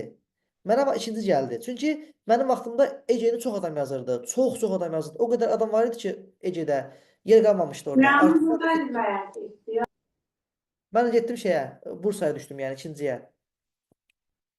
Aha, bildim. Çox sağ ol. Yəni özümüz yazırıq da onu. Hə, özünüz, istədim. özünüz. Çox sağ ol. Salam. Bir sual verə bilərəm. Tabii verin.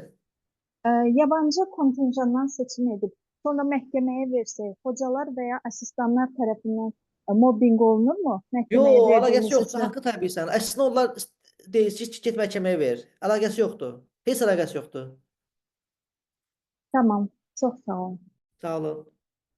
Salam, mən bir sual vermək istəyirəm. Buyurun. Bu STS-ni verdikdən sonra, staj dönəmindən sonra verilir də TUS. Bəs Hə, əgər TUS-da kəsilsək və ya hər hansı bir problem olsa, yenidən vermək şansımız varmı? Yəni yenidən onda staj tələb olunurmu? yo olmur.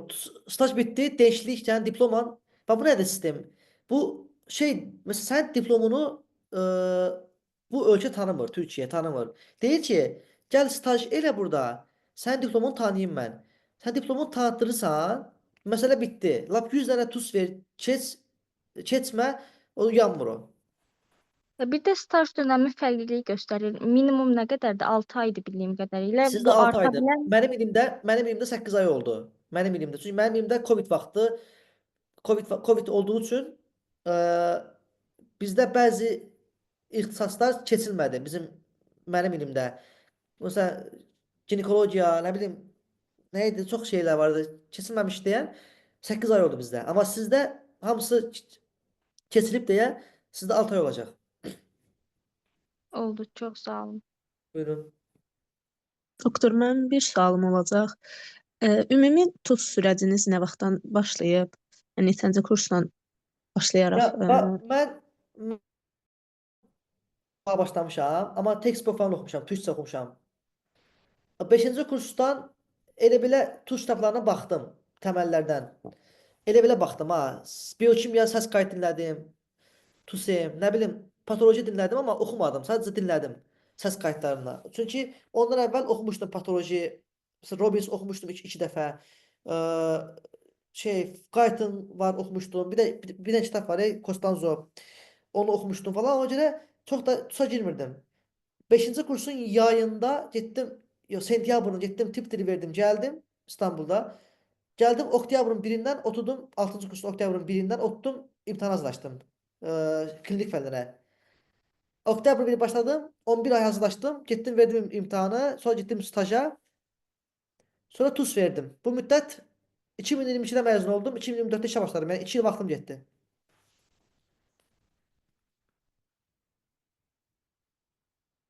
Ə, Burada aydın sual var. oldu? Doktor, verim. Burada ki, TUS imtahan üçündə kursa getməyə məsləhət görürsünüz, yoxsa özümüzün Yo, hazırlaşmalıyıq? kurs ehtiyac yoxdur. Kurs hamısı pul tələsidir. Gərək yoxdur. Səs kaydından rahat-rahat imtahan verə bilərsiniz. Məsələn, mənim qrupum var Telegramda. Orada səs kayıtları var hər şey. Ora girib oradan imtahana rahat-rahat verə bilərsiniz yəni. Olur yəni. Kurs önəmli deyil. Heç önəmli deyil. Çünki sən səhərdən axşama qədər girib oturub o zaman belə dinləyib heç nə yəni verimli bir şey öyrənə bilməzsən. Offline videoları onu anlamaq olar. Məsələn, kursun offline şeyi var. Açsan kompüteri oradan dinləyirsən videosunu, baxırsan. O yaxşıdır, hə. Amma yenə də ona da ehtiyac yoxdur. Səs kayıtlarını əgər başa düşürsənsə səs kayıtlarından ehtiyac yoxdur. Hocam sağ olun, axşamınız xeyir. Axşamınız xeyir. Mən bir sual vermək istəyirdim. Bu TUS-da klinik fənlər, bir də təməl fənlərlə bağlı. Aha. Verin. Məsələn, klinikdə bir uzmanlıq istəyiriksə, təməl fənlərdən nə qədər yazmalıyıq və yaxud təməl fənləri göz ardı eləməliyikmi? Göz ardı eləmə yox. Onu yəni bu şeydir əslində. Məsələn, nə qədər yaxşısa o qədər yaxşıdır. Təməlin yəni məsələn necə deyim? Bu məsələn 1 + 1 = 2. Yəni o biri təməl zəif olanda sən belə deyim sənə, bu sən belə izah edəcəm. Sənin təməl bilgin zəif olanda sən klinik fənləri də anlaya bilmirsən, başa düşə bilmirsən. Dolayısıyla sənin təməli bilməmən, təməli yazmırsan. Tamam, bunu anladım da, amma klinikdən də sənin xeyli bal şeyinə səbəb ola bilər, kaybına. Çünki klinik fənləri yaxşı yazmaq Aralarında bir əlaqə var da, yəni. var, təbii ki var. Məsələn, Təmələ etkin deyil. sən mikrobiyoloji bilmədən klinikdən məsələn pediatriya daxildən gələn o infeksiyon sorularını cavablayan bilməzsən. Yəni dolayısıyla da sən puan qaybedirsən. Yəni, təməl bilgi önəmlidir məncə. Ən azı 3 dənəsini, 4 dənəsini yaxşı bilib, digərlərini də elə bilə bilsən yaxşı bir yerə girərsən. Amma atıram göz, sayıram göz, qulaq, burun, boğaz, plastik, ən önəmli bu 3 ixtisas, bir də derma. Bu 4 ixtisası qazanmaq üçün sən çox yaxşı TUS bilməlisən, çox yaxşı oxumalısan. Həm təməl, həm klinik. Heç birini satmamalısan, çox yaxşı oxumalısan. Çünki Türkiyədə artıq Oldu, çox sağ olun, yer təşəkkür ederim. azalıbdır. Yer azalıb Türkiyədə. Əvvəllər məsələn 10 min nəfərə yer açılırdısa, indi olub 5 min, 6 min. Ona görə də ballar bayağı yüksəlib. Başa düşdüm, çox sağ olun. Buyurun. Axşamınız xeyir. Axşamınız xeyir doktor. Mən də bir sual verəcəydim. Mən sizin İzmirdə oxuyuram. Mən ürək damar cərrahiyyəsi istəyirəm, ancaq İstanbul, İzmir arasında gedib gəlirəm. Xəstəxana seçimi ilə bağlı şey maraqlı idi ki mənə. Sizcə məsələn xəstəxanadakı kadro xəstəxana şərtlərindən daha önəmlidir, yoxsa elə xəstəxana şərtləri ilk öncə gəlir? Yox, kadro məncə çox önəmlidir. Kadro sən deyirsən, yəqin ki, o xəstəxanadakı o bölümün kadrosudur, değil mi? Akademik kadro, hə. Təbii ki, çox məsələn mənim xəstəxanamın plastik kadrosu çox yaxşıdır. Amma məsələn atıram gözü yaxşı deyil, derması yaxşı deyil, atıram da digərlərinə baxanda yaxşı deyil. Yəni genel olaraq xəstəxanadan çox ziyadə ən önəmli olan onun kadrosudur. Çünki sən xəstəxanaya bağlı deyilsən, sən şeyə bağlısan, öz şeyinə bağlısan, kadrona bağlısan, hocana bağlısan. Məncə kadro çox önəmlidir. Başa düşdüm. Çox sağ olun. Doktor, bir sual verim. Göz üçün ən yaxşı xəstəxanalar hansılardır? Valla mən göz araşdırmamışam, amma mənim dostum var idi. O Qazi gözə giribdi. Ankara şehir və Qazi yaxşıdır. Amma bilmirəm, yəni mən bilmirəm. Həqiqətən göz haqqında bir bilgim yoxdur. Yəni yanlış yerə sizi yönləndirməyim. Tamam, çox sağ ol. Buyurun. Soruşmaq olardı. Buyurun. Deməli bu STS imtahanını iyulda məsələn 2026 universiteti bitirdik. Diploma alandan sonra Ağustosunda vermək olar STS-ni vaxt uzatmadan. Heç sual bir də verin. Səs qopdu. Eşidirsiniz? Hə, verin, eşidirəm. Demək istəyirdim ki, məsələn 2026 iyulda diplomumu aldım. Aha. Mən STS-ni avqustun, həmin ilin avqustunda verə bilərəm. Vaxt qayıb Diplomun, olmasın. diplomunu almısansa, Hı -hı. hə də onsuz da hamımız eləmişik. Diplomunu alacaq ki, imtahan verə bilərsən. Olur. Hı -hı. Bəs bu sitəsindən sonra bu staj nə müddətdən sonra staja getmək olur? Staj necə bitir? Nə vaxt bitir? Yəni rovno 6 ay çəkir yoxsa 6 sitəsini ay olur. verəndən 6 ay çəkir, amma diplomunu aldıqdan sonra da imtahanı verdi, imtahan sonuçları çıxdı, STS çıxdı. Diplomunu kişiyə göndərsən, YÖK-ə. O qərar verir. Sənin məktub gəlir Gmailinə. O biraz uzun sürür, 4-5 ay falan sürür o müddət. Amma sistem çox dəyişib. Həqiqətən mən vaxtımdakı sistemlə indiki eyni deyil. Artıq özün gedib Ankarada özün həll eləməlisən onu. Bizim vaxtımızda hey deyildi. Ona görə yenə də mən sənə bir şey desəm yanıltı çıxaram. aydındır, çox sağ ol. O çox dəyişib. Yəni artıq sistem çox dəyişib. Özün getməlisən Ankaraya, özün verməlisən. Aydındır, çox sağ ol. Bir də bu bir sual da verim. Bağışlayın. Bu tıp dil ya YÖK dil hansı verilir TUS üçün? İkisi də olar. İkisi də olar. Fərqi var. Hə. Yəni belə Fərqi yoxdur amma qlobal fərq. göç dilin daha yaxşı. Göç dil güya sən gəzətdə uzman olandan sonra məsələn atıram dosent mi, professor mu olanda falan o göç dili verməyə sənin puan fərqinə yəni nəsə bir şeyə faydası varmış deyirlər tip göç dilin. Daha hörmətlidir belə deyim. Amma çox fərqi yox tip dili ver yəni. Çox önəmli deyil o. Əvvəl sitəsindən əvvəl verilir bu yoxsa sonra? CDC-dən əvvəl vermişəm mən. Amma sonra da verə bilərsən. Sonra Sonra da da verə olar. bilərsən. Aydın. Çox sağ Əsas ol. odur ki, TUS-dan əvvəl olsun, həll olsun o. Bəli, aydın. Çox sağ ol. Buyurun. Doktor, hər hansı bir dil sertifikatımız varsa tıp dil verilməyə bilər? Yox, onu verməlisən bildiğim qədərilə.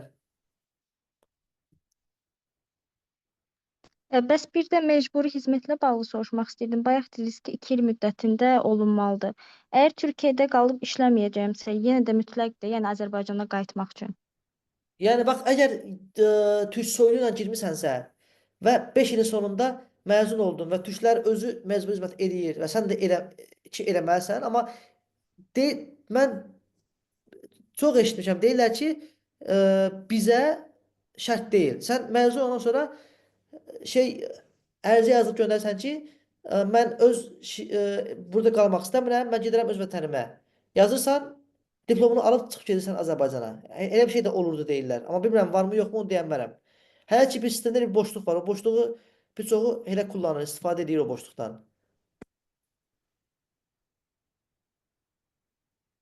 Anladım. Belə. Bunu dəqiq öyrənmək olar, amma hardansa. Onu dəqiq yox, öyrənmək olmaz.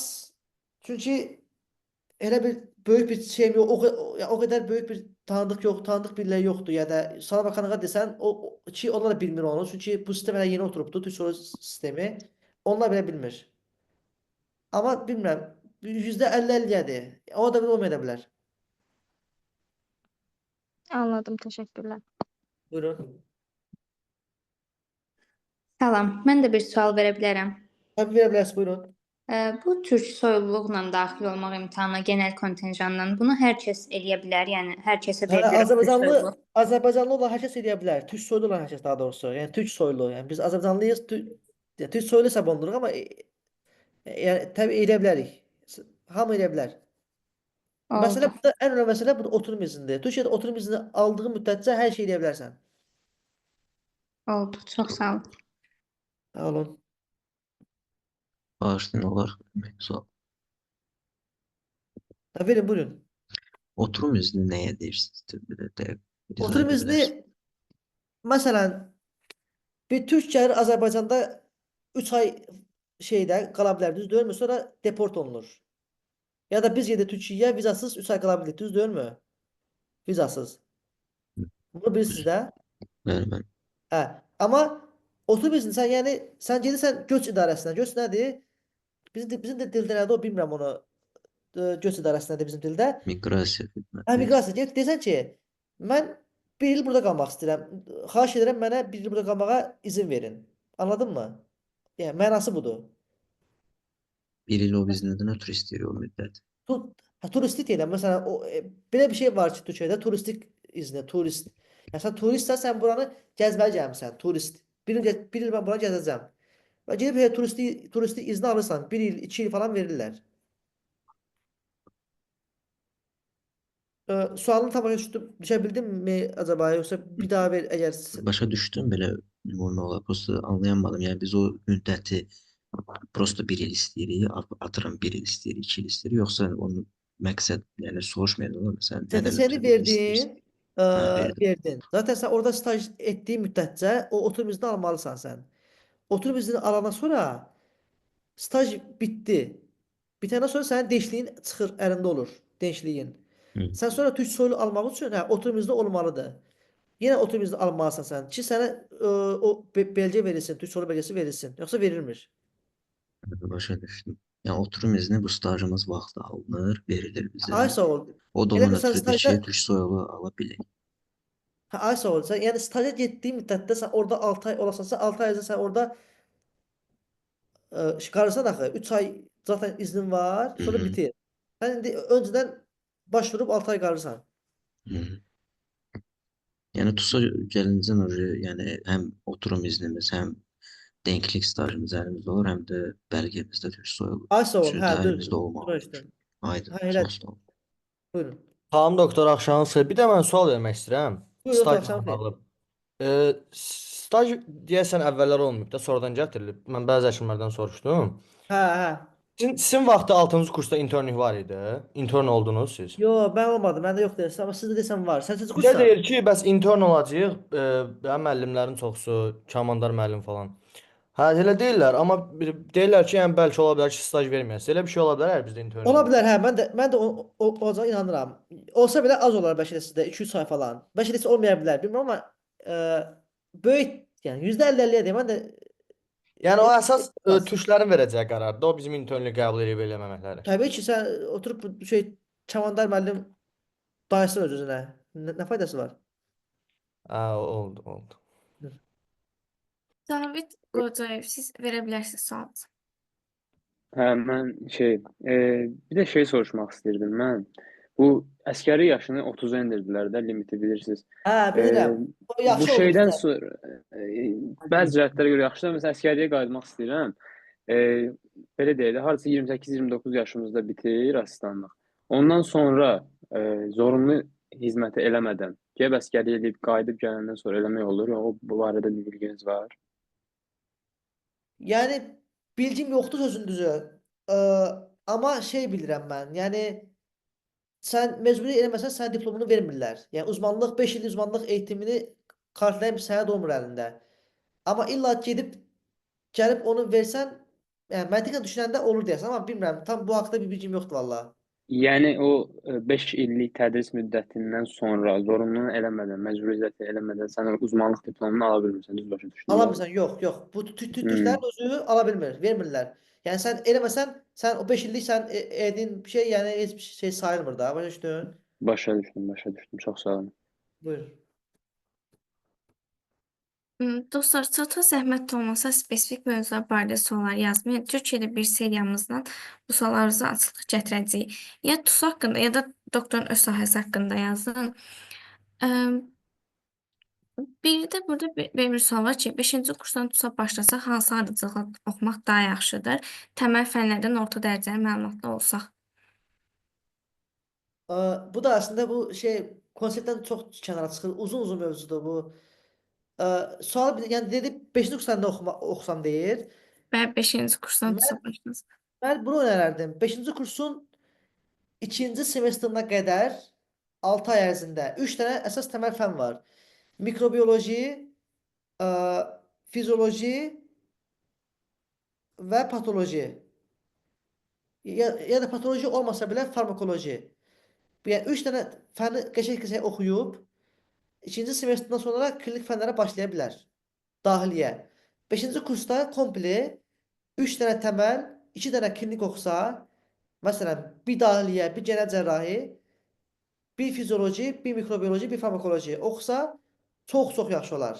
6-cı kursda da oturub hazırlaşar, pediatri, qadın doğum, 3-cü stajlar və tez qutarar, də çox vaxt qalar təkrara. O qədər yaxşı təkrar edər ki, yaxşı yazar imtahanda da. Mən belə düşünürəm. Çox erkən başlamağın da mənası yoxdur. Yəni tuz hər şey tuz deyil. Uşaqlar, özünüzü tuza çox da kökləməyin. Məsələn, oturun qəşəng kitab oxuyun. Bax, Kostanz oxu, Qaytın oxu, Robbins oxu. Biraz ufkun açılsın biraz. Həkimsən sən əzbərçi deyilsən. Tuz biraz əzbərə dayalı bir əzbər tam da əzbər deyildi, amma əzbərə yaxın bir şeydir. Sən oturub Tuz kitabının fizyo kitabından oxusan, sən yaxşı bir fizioloji bilmiş olmursan. Yenə də əzbərləmiş olursan. Amma oturub bir qayətlə şey oxusan, sən bir həkim kimi bilgin genişlənir. Yəni sahib üstün sən indi istəsən təbii ki dünyada bilmək olmur. Prof olmaq istəyirsən falan, sənin çox şey yarayacaq bunlar. Ya da kitab yazmaq istəyirsən, sənin bu işinə yarayar. Həkimsən, sən məsələn oturmusunuz bir həkim ortamında yaxşı bir söz deyirsən, hamının gözündə olarsan bir dənə şah belə deyim. Ona görə məncə oxuyun. Yeni bir sorunuz var. Hoca dəyişdirmək mümkündür? Hoca? Bəli. Xəstəxanada düşdün hoca. Bəli. Yox. Bəli. Xəstəxana dəyişdirə bilirsən, amma hoca səncə dəyişdirərsən. Orada 2 dənə hoca var, sən o 2 hocaya bağlısan onsuz da. Və niyə elə bir şey olsun ki? Xəstəxana dəyişə bilərsən. Amma onun da şərtləri var. O asan bir şey deyil, xəstəxananı dəyişmək. Onun şərtləri var. Doktor, ümumilikdə TUS imtahanına, yəni ora asistanlığa başlayana qədər nə qədər xərc çıxır? Türk sualı ilə getsək. Doktor, mən sənə belə deyim də, mənim staja 6-7 minə yaxın pulum çıxdı manat. Yəni hər şey daxildə, yemək, içmək, əyinbaş, staj pulu falan filan, ev pulu, zıt, osu busu 6-7 min manat pulum çıxdı. Ondan sonraki TÜSOL belgəsi olsun, TUS imtahanı qazanıb da işlənə qədər gəldim, burada qaldım bir 2 ay, 3 ay. Bu xəstələr olsun da rahat bir 10 minə yaxın pulum çıxdı. Amma sən məsələ budur ki, sən 10 min manatı 2 ayda geri qazanırsan. O yaxşı bir tərəfi budur. Amma Türkiyədə artıq sistem dəyişib. Əvvəlki kimi deyil. Biraz eğitim çox olub, gecikib. Amma yenə də yaxşıdır. Bəs bu xərclər var ya, məsələn deyirsiniz indi hal-hazırda rahat 10 min çıxır da. Bu il keçdikcə məsələn arta bilirmi məsələn? Bu il 10 arta min, bilər. yəni 15 min ola bilərmi belə bir şey? Dəyişə bilər hə. Çünki məsələn mən vaxtında 6-7 min, 5-6 minə bağlamaq olursa indi 8 min, 9 min falan. Çünki bu dəyişiklik işləmi var. Onu uzatdılar.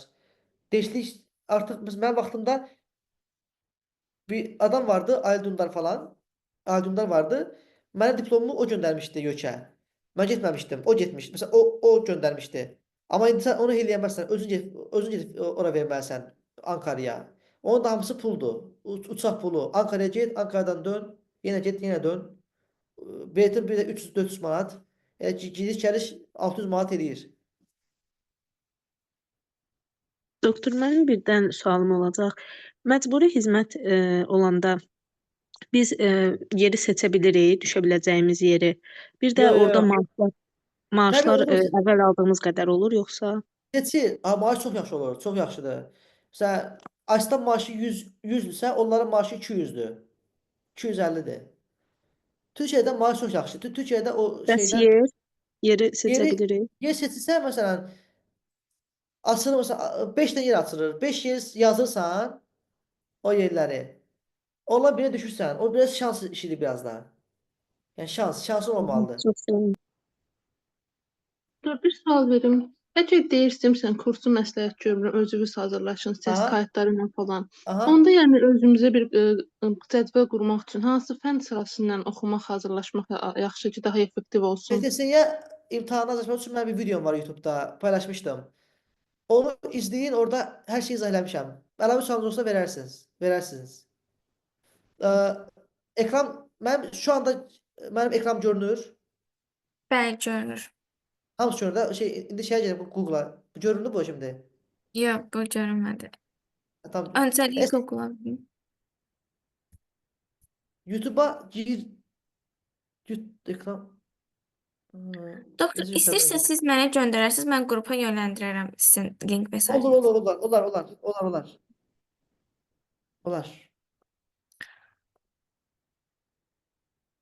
Bir də bir sualımız var. Deməli ki, yabancı kontenjanla genel kontenjandan girmənin rəqabət cəhətdən fərqi var və yabancı kontenjandan girmək asandır. Yəni Çox var. genel Çox var. Gedənlə girəndə çox var. Məsələn, genel kontenjandan türklərin belə özləri qulaq burun boğaz atıramda şeyinə girmək üçün, ixtisasa girmək üçün bir-birindən dəyişirlər. 0,0000,1 puandan qaçıranlar var. Qulaq burun boğazı. Məsələn, göz istəyirsən, amma yaxşı oxumalısan, yaxşı bal yığmalısan ki, düşə biləsən. Burada önəmli olan bal deyil. Önəmli olan şey var, sıralamadır. İmtahanın sıralaması. Məsələn, kliniki fənlərdən mən olmuşam 400-cü. Sən olmusan məsələn 300-cü. Atıram, Ankara tıpda gözdə 2 yer açıb. Sən də olan yazdın, mən də olan yazdım. Sən daha doğrusu bir yer açıbdı. Sən də yazdın, mən də yazdım. Sən düşəsən, amma mən düşəməyəcəm. Ona görə çox böyük rəqabət türk soyadına. Yəni türk soyadının ən pis cəhəti də budur. Çox böyük, yəni rəqabət çoxdur. Yəni sən dediyim bu 4 ixtisas var ha. Plastik cərrahiyyə, dəri xəstəlikləri, göz, bir də qulaq burun boğaz. Məsələn, bunların balı çox yüksəkdir. Çoxdur rəqabət bu ixtisaslarda. Çətindir biraz o cəhətdən. Doktor, bir də bu mənim sualım olası idi əsgərliklə bağlı. Aha. Bu universitet bitdikdən sonra elə bir staj başlayana qədər bir il, 2 il kimi boş vaxt olur da. Bu Aha. vaxt ərzində əsgərlik məsələsini necə həll etmək olur ki, əsgərliyə çağırışa düşməyək? Azərbaycanda rezervtur imtahanı deyə bir şey var. Mən girmişdim rezervturaya, mən elə saxatladım əsgərliyi. Sonra zaten TUS'u qazanandan sonra TUS'dan da bura sənəd yollaya bilirsən. Sənəd yolluyursan 5 illik. Ki məsələn 5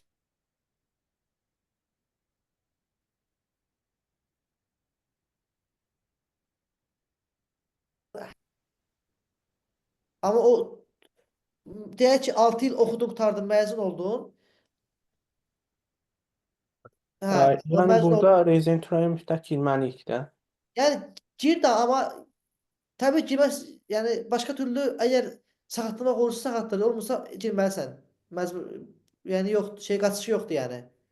Bəs Amma burada demirlər ki, yəni rezervtura girdikdən sonra sən niyə gəlmirsən falan.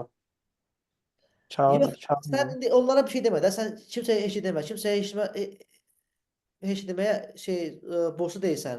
Atıram, girdin rezervturaya, eyni zamanda TUS hazırlaşsan. Getdin, TUS imtahanı verdin, gəldin, TUS imtahanı bitdi, sonra da işdən çıxırsan. Ya da atıram, getdin staja, zaten böyük ehtimalla sən stajda olsan, bizim rezervtura sənin orada olduğunu bilir və səni çıxarır. Zaten çıxandan sonra 6 ay içində sən 6 ay sənə heç kim səni çağırmır əsgərliyə. 6 ay ərzində sənin toxunulmazlığın var. 6 ay ərzində bu TUS imtahanını verib həll edə bilərsən. Başa düşdüm, sağ ol. Buyurun. Doktor, o rezidenturadan imtina edəndən sonra TUS-a qəbul olduq, orada uzmanlıq keçdik. Yəni oranı bitirəndən sonra təzədən Azərbaycana qaydanda, yəni ölkə bizi qəbul edir də rezidentura. Deyirəməsin, ölkənin sən kimi savadlı birinin ehtiyacı var. Uzman birinə. Niyə Yəni olmasın? orada nəsə problem olmur da. Yox, olmaz. Lap sən qovsalar belə ki, böyük ihtimal mən qovublar, mənim xəbərim də yoxdur. Sən bir gün getsəm, rahat istəyə bilərəm. O dəxli yoxdur onun. Çox sağ ol. Doktor, bayaq dediniz eğitim gecikib get-gedə Türkiyədə. Anlamadım, yəni necə gecikib? O çox önəmli bilgidir, onu demişsən. Bax, Türkiyədə eski zamanlarda bir dənə bölümdə məsələn 6-7 asistan olurdu. 6-7 asistan. Dolayısıyla 6-7 asistan olduğu üçün asistan başına düşən əməliyyat sayı da çox olurdu. Sən bütün günü əməliyyatxanada olurdun məsələn. Amma indi məsələn 6-7 deyil də, məsələn mənim olduğum xəstəxanada bir neçə il öncə 6-7 asistan olubdu. Və onlar neredeyse bütün əməliyyatları bunlar edibdi. Hər şeyi. Bunlar. Amma indi 24 asistan var. bu əməliyyatxanaya isə maksimum mən də sizə deyim nə qədər şey girə bilir əməliyyata. Bir dakika.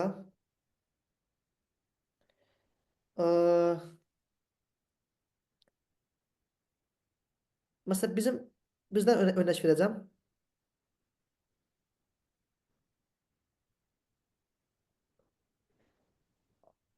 Mesela 24 asistan ola əməliyyatxanaya sadəcə 10 kişi girə bilir.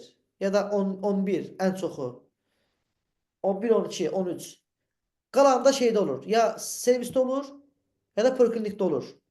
Yəni dolayısıyla sən çox az əməliyyatlara az girirsən, amma yenə də məzun olanda öyrənmiş olursan. Amma yenə sənin bu öyrənmə yenə özündən asılı. Sən 6-7 asistan olan bir yerdə sən oxumaq istəməsən, öyrənmək istəməsən belə, yenə də səni orada belə başın əzəzə sənə hər şeyi sənə orada biriləri sənə onu öyrədir. Ki iş yürüsün, iş axsamasın. Amma çox asistan olan yerdə sən özün biraz efor sərf eləməlisən ki, o eski şey örtəsən. Bir də niyə eğitim aksayıb? Çünki eskidən bütün hocalar özəldə deyildi. Dövlətdə işləyirdi. Həm yarı dövlətdə, yarı özəldə. Həm də maaşlar da çox yaxşı idi. O vaxtın Türkiyənin həkimləri 4-5 dənə maşını, 4-5 dənə evləri var idi. Yaxşı pul qazanırdı dövlətdən. Sonra dövlət bunların kəsdi qabağını belə. Ona görə hamısı qaçdı özələ. Yəni dolayısıyla xəstəxanalarda artıq şey də azaldı. Çox az hoca qalıb. Məsələn, bizim xəstəxanada 2 hoca var. Ya da əvvəl məsələn 4-5 hoca olduğu vaxtlar olubdu. Ya atıram başqa xəstəxanada 4 dənə hoca var, amma 5 hoca olsa belə onun 3-ü gedir əməkdarını özəldə eləyir. Hə, nə oldu? Asistan onu mən necə öyrənsin? Ona görə, yəni pulsuzdan hamısı qaçıb özələ, xəstəxanadan həkim qalmadığı üçün eğitim biraz axsayıb. Amma yenə də davam edir. Yəni bir türlü öyrənirsən. Aydın oldu? Bəli, bəli, çox sağ olun. Asistan yalnız dövlət xəstəxanasında ola bilər də, düzdür? Dövlət dediyim şeydir yəni. Təbii həm eğitim araşdırma ya da universitet. Asistan eğitimi mesela sadəcə bu içində olur. Yəni özəl olmaz elə. Yox, olmaz. Özəldə sən işləsən belə səni tutsalar, səni qovarlar yəni. Elə bir şey izin yoxdur. Hə, tamam, yaxşı, çox sağ olun. Buyurun. Şey bir Ee, Ha, buyurun. Bəs doktor, şəhər hastanəsi bir cərrahiyyə ixtisas üçün universitet hastanəsi seçilsə daha yaxşı olar, Məncə yoxsa eğitim araşdırma.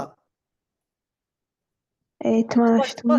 Ben sizə deyim də nə yaxşıdır. Eğitim araşdırmada çox əməliyyat edirsən, amma universitetdə az əməliyyat edirsən.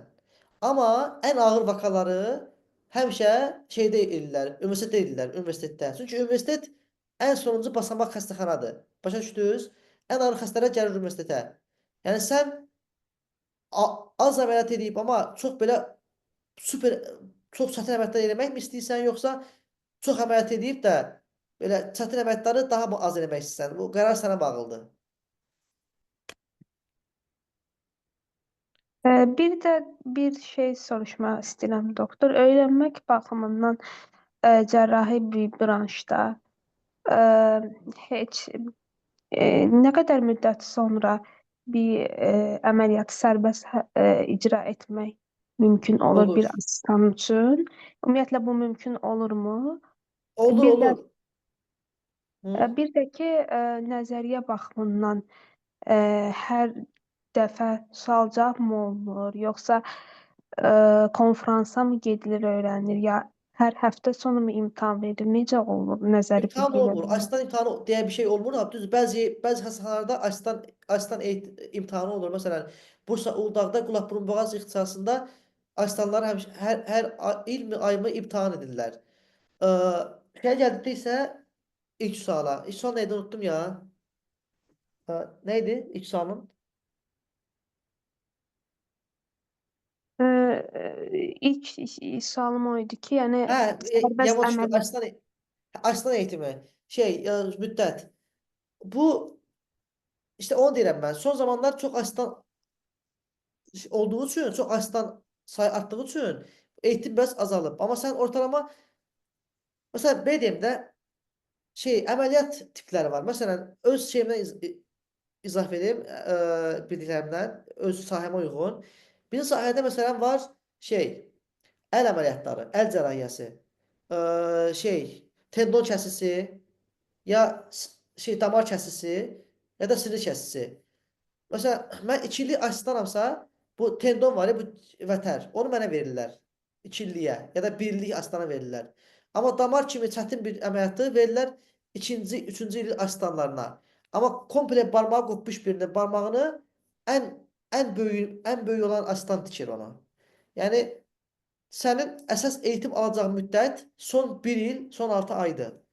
Hər şeyi sən edirsən artıq son 1 il 6 ayda. Amma son 1 il 6 aya qədər sadəcə belirli bir əməklər edirsən. Sənə izin verilən əməklər edirsən. Hamısını edə bilmirsən. İzin vermirlər yəni sənə. Başa düşdünüz? Anladım. Çok sağ olun. Teşekkür ederim. Buyurun. Ee, Mesela ve katta bir oldu de verdik. Buyurun. mesela asistanlığa başladım. Bunun Azərbaycanda çalışdığım uzman həkimlər mənə söyləmişdilər. 6-7 ay heç əməliyyatxana üzü görməyə bilərəm. Düzdür, Əksərən. elədir. Məsələn mən onu deyirəm sizə. Məsələn Bursadadır ki, mənim mənlə eşqidəmli olan, mənlə eyni girən asistanlar heç bir əməliyyatxanaya belə girməyiblər. Ancaq şeydə olurlar, servisdə olurlar. Servisdə bilirsə nədir? Yəni o xəstələrin yatdığı yer, servis. Orada olurlar. Mən amma məsələn mənim xəstəxanam periferikdir, halbuki periferikdir. Mən amma öncə 2 həftədən bir əməliyyatxanaya düşürəm. Ya da atıram, mənim bu gün əməliyyat günüm deyil, amma əməliyyatxanada boşluq var. Həmən mən zəng vurub baş asistan deyir ki, məsəl üçün Fərhad gəl əməliyyatxanaya. Məsələn, o gün elə olmuşdu. Bir həftə öncə əməliyyatxanada boşluq var idi. Məsələn, çağırdı mən baş asistan əməliyyatxanaya, aşağı düşdüm. Və 2-ci asistan oldum, 2-ci asistan. Halbuki 5 aylıq asistanam. Yəni o dəyişir, baxır xəstəxanaya. Əgər çox asistan varsa, hə, elədir. Maalesef 5-6 ay sən əməliyyatxanaya eləmirsən. Məsələn, ən yaxşı örnəyi sən dedin elə Bursada ki, o xəstəxana, plastik sənayye bölümü çöməzlər məsələn bir neçə ay əməliyyatxana eləmir. Məsələn, ya da bizim bu genel cərrahi məsələn bu xəstəxananın genel cərrahi ixtisası bir il falan əməliyyatxanaya düşənmir məsələn. Ya da bu bölümün məsələn gözü. Göz sonuncu ilində ancaq əməliyyatlara düşə bilir. 2-3 il ancaq şeydə olur. Servis poliklinik. Ya da başqa nə var? Belə, bu qədər. Bu öyrənmək və yetişmək baxımından həkim üçün dezavantaj hesab oluna bilər. Yəni Təbii olunur. Məsələn, sən məsələn atıram bir əməliyyatı 10 dəfə eləsən daha yaxşı eləyərsən. Amma sən o əməliyyatı 3 dəfə eləsən daha qorxaraq, daha belə ehtiyatlı, daha yavaş eləyərsən. Sənin sürətini azaldır biraz. Biraz eğitimin təbii azalır, amma yenə də sonuç olaraq hər şey sənin özündən asılıdır. Sən o 4 əməliyyatı yaxşı izləyib də yaxşı eləyə bilərsən. Ya da məsələn bir əməliyyatı 10 dəfə eləyib də onu öyrənməyən bir sürü adam var. Əfsuslar olsun ki, biraz eğitimi etkiləyir. Amma yenə də özündən asılıdır. Doktor, bəs Türkiyədə bakalavr təhsilini alan tələbələr ilk Eylül tüsüləri, sentyabr tüsü. Onu qaçırdılar yoxsa, yəni türk soyluğa Yox, görə? legasiya üçün sənin deşli söhbətin yoxdur. Sən diplomun Türkiyə diplomudur. Elə ilk tusa girirsən. Çox sağ olun. Buyurun. Doktor, bir də məcburi xidmət dedik, 1 il olur, 2 il. Məcburi xidmət yandal verərsənsə 1 il, əgər yandal verməyəsənsə 2 il. 2 il oldu, çox. Buyurun. Ozan Salamov əyni qaldırmışdı. Buyurun, sualınızı verin. Salam doktora, axşamınız xeyir. Buyurun, axşamınız xeyir. Mənim sualım belə olacaqdı. Yəni TUS ballarına baxdıqda İstanbul, Qazi, Hacettepe kimi universitetlərdə xüsusilə bayaq saydığınız ixtisaslar, göz, KBB, plastik kimi ixtisasların balları yuxarı olur. Amma yəni dediyiniz kriteriyalara baxdıqda, əgər periferi ya da asistan sayı daha normal, yəni daha azdırsa, əməliyyat masası çoxdursa, dediyiniz kriteriyanı nəzərə alsaq, periferiya düşmək bizim üçün daha avantajlı ola bilərmi? Yəni sualın mahiyyəti ondan ibarətdir ki, TUS-da yüksək bal, yəni dərəcə deyilir. Dərəcə yığmaq nə qədər önəmlidir? Dərəcə etmək. Doktor, təbii ki, hər zaman məsələn mən də olsam, məsələn, təbii məndə biraz durma fərqlidir, amma məsələn mən başqa bir örnək verim. Təbii hər zaman ən yaxşı yerdə oxumaq istəyir hər bir insan. Amma ən yaxşı yerdə oxuyub sənin çox yaxşı həkim yetişəcəyin alaman gəlmir. O qətiyyən öyle değil. Bak vallahi billahi öyle değil. Özündən asılıdır. Sən Türkiyənin ən ucqar yerində olub 2-3 əməliyyata girsən belə o əməliyyatı çox yaxşı öyrənə bilərsən və edə bilərsən. Bir şəhər vardı, onu xatırlaya bilmirəm. Məsələn, özündən asılıdır. Yəni məsələn periferdə məsələn amma hər periferdə yox da. Məsələn, atıram sən göz istəyirsənsə onu araşdır. Mesela atıram Erzurum ya Adana ya atıram Rize, mesela bunların gözü pisdirsə, yaxşı deyilsə, niyə ona yazırsan ki? Mesela mən plastiki araşdırdım. Haralar yaxşıdır periferdən. Ən yaxşısı bura gəldi, Trabzon. Perifer yer olaraq yaxşıdır. 3 dənə masa var, 3 masa. Hansı xəstəxanada 3 masa var? Bursada 2-dir, Kocaeli'də 2-dir. Şeydə Ankara Gülhane'de bir dənə masadır. Gülhane bir dənə masaları var, 50 asistanları var. Amma görsən onu demək istəyirəm. Xəstəxana Gülhane adı var amma bir dənə masaları var. 50 asistan var. Ona nə öyrənsin o 50 asistan oradan? Ad çox da önəmli deyil. Sən istəyəcəyin ixtisas periferdirsə və yaxşıdırsa yaz. Heç düşünmədən yaz. Yox, təbii pissə yazma. Niyə yazsan ki? Perifer hamısı yaxşı deyil ki. Pisləri də var, yaxşıları da var. Doktor, anladım. Yəni o qədər də fərq yaradan bir şey deyil, yəni xəstəxana Yox, puan məncə tanınması. mən düşünürəm ki, yaratmır. Bunu Çox sağ inşallah olun. 5 il sonunda bunu canlı olaraq özüm ispat etmeye çalışacağım. Anladım, çox sağ olun. Bir də sualım olacaqdı. Yəni dövlət xəstəxanasından özəl xəstəxana, yəni özəl xəstəxanaya düşüşsə seçməyimizi məsləhət görürsünüz. Onda fərq var. Özel xəstəxana düşənməsi var Türkiyədə. Öyle şey olmur. Anladım doktor. Çox sağ olun. Buyurun. Doktor, mənim bir də sualım var. Aha, Deyirsiniz, buyurun. məsələn, əməliyyat masalarına görə təyin edək ki, hansı xəstəxana daha öyrənməyimiz Ha, üçün daha avantajlıdır. Bəs məsələn, terapiya ixtisaslarını seçən, terapiya işte ixtisaslarına daxiliyə onlar nəyə fikir versin işte xəstəxana seçimi onu edərkən? cevap veremeyeceğim. Ama belə düşünürəm ki o xəstəxanadakı olan hocalara bağlıdır. Bir neçə hoca olsa çok yaxşı olar. 4, 5, 6 hoca. Bir de bir de şey çok önemlidir. Yatak sayısı, yatak. Yani serviste ne kadar çok şey varsa, e, necə deyim sənə, yatak varsa ş- çox da xəstə olar. Orada yatan çox xəstə ola bilər. Ya da poliklinik otaqları ola bilər. Bilmirəm, tam olaraq əmin deyiləm amma məncə çox önəmlidir bu yataq sayısı. Aha, çox sağ olun. Buyurun. Doktor, mənim bir də bu əməliyyat sayı ilə bağlı sualım var idi. Məsələn, Almaniyada belədir ki, uzmanlığı bitirənə qədər eləməli olduğun əməliyyatların növləri və sayları var ki, Aha, hansı ki bu əməliyyat kitabçasında yazılır.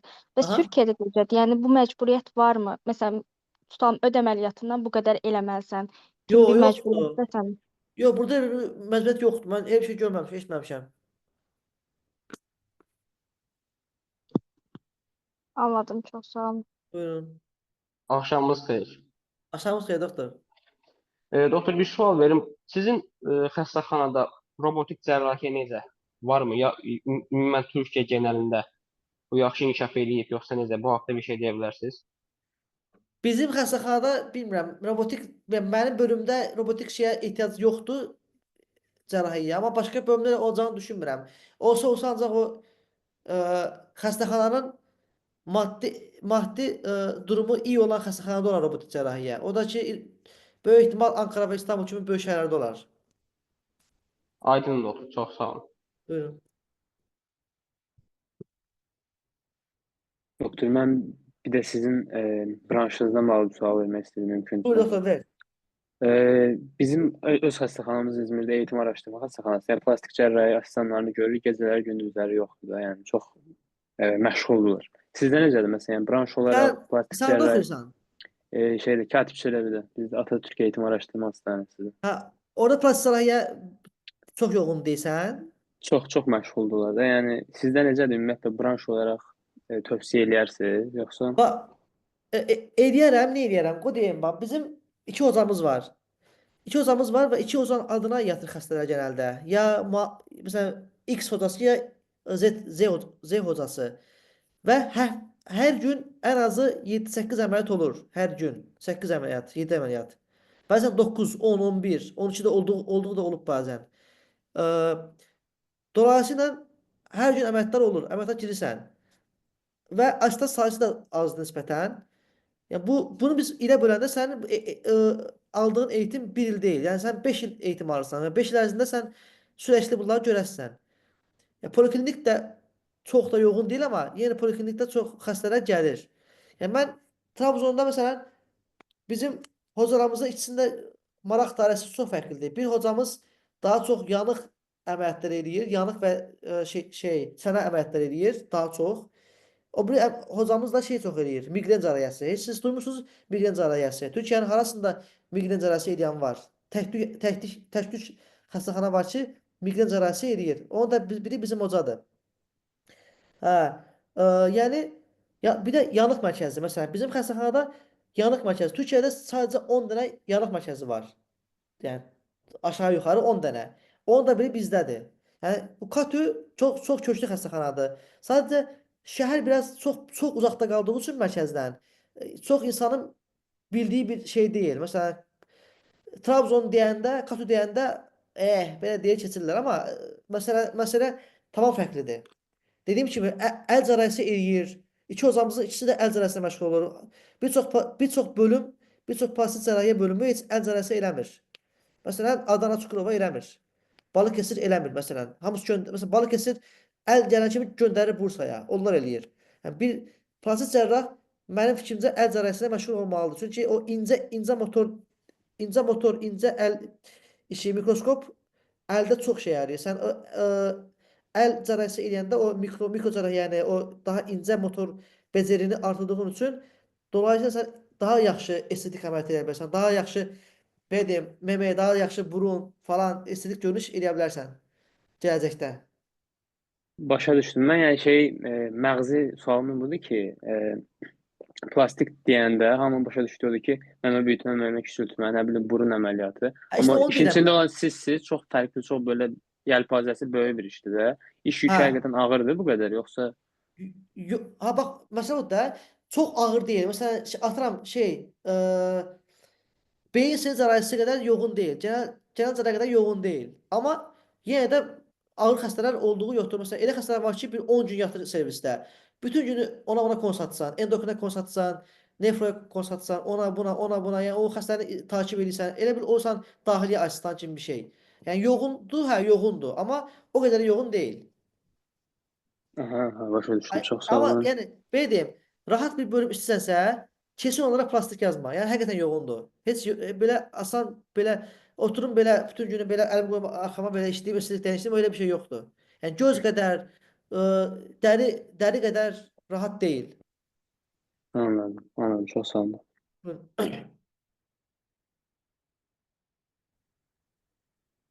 Sualı olan var dostlar yenə. Axşamınız xeyir. Bir dənə sual vermək istəyirdim. Doktor, bu xəstəxana araşdırmaqda, yəni necə məsləhət verə bilərsiniz? Necə araşdıraq? Yəni Türkiyə böyük bir ölkədir.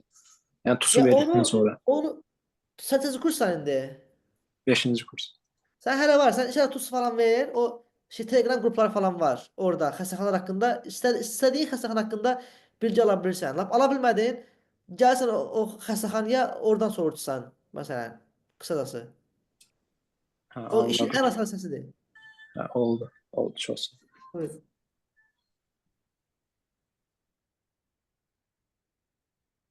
Bir də sual verim. Tıp dil imtahanında təxmini necə hazırlaşmışdınız? Tip dil imtahanı mənim ingilis dilim çox belə bərbaddır və bir türlü öyrənə bilmirəm. İndinin özündə də hazırlaşıram ingilis dilinə. Öyrənməyə çalışıram. Bilmirəm necə olacaq. Dolayısıyla Covid vaxtı idi. Yanıma düşür. Getdim kursdan çıxdım, getdim Coviddə işlədim biraz. Təzədən çıxdım işdən. Gəldim, yenə hazırlaşdım, yenə çıxdım. Sonra 5-ci kursun axırlarına yaxın tip imtahandan bir 4-5 ay qalmışdı. 4-5 ay. Dedim yox, bu imtahanı verməliyəm. Getdim, kursa yazıldım yenə. Oturdum, hazırlaşdım. 3 ay hazırlaşdım. Son bir ayda yaxşı hazırlaşdım. Keçdim yəni. Mənim kimi biri ingilis dilini verib keçibsə, yəni siz 100-ə keçərsiniz. Mənim ingilis dilim çox zəif idi. Amma keçdim. Daha düşdüm. Doktor, keçid neçə il tip dilidir? 50 ya 40?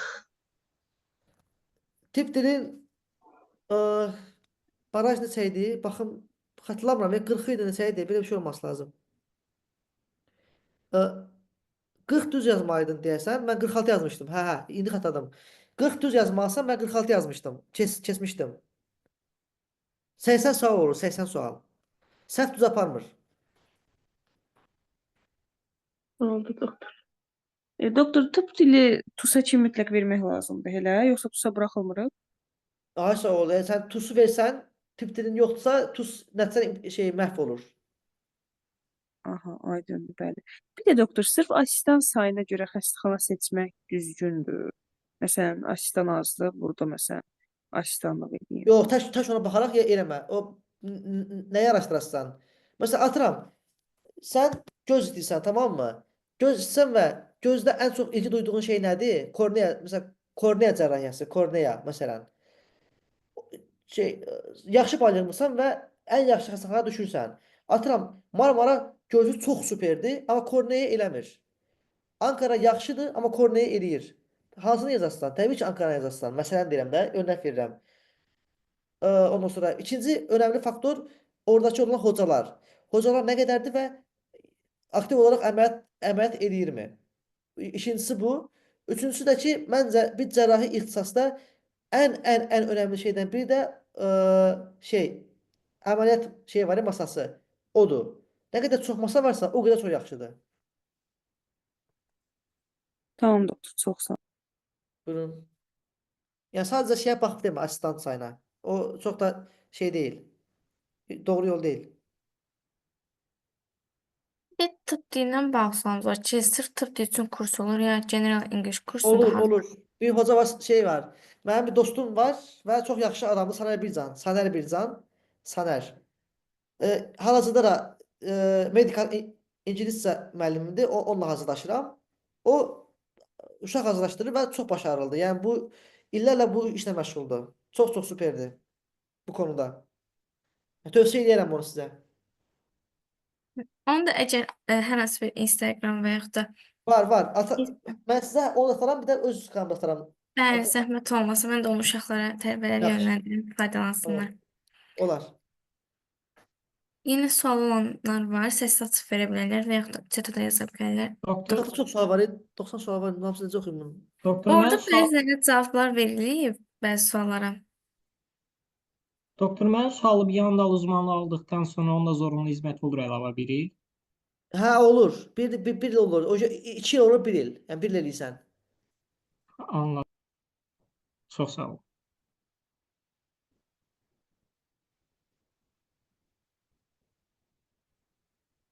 Özəl dostum yazıb, özələ girmək olur da, özəl məsələn atıram Medikana ya belə dandik yerlər var da, adlar.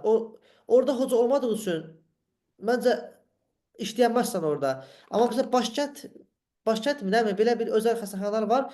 Təbii orada işləmək olur. Amma sırf məsələn özəl xəstəxanalarda məncə asistan olaraq olmur. Mən elə bilirəm, amma Emil sən əgər deyirsənsə elədir yəqin. Mən bilmirəm. O haqda istəsən bir səs açaraq bir izah edə bilərsən uşaqlara.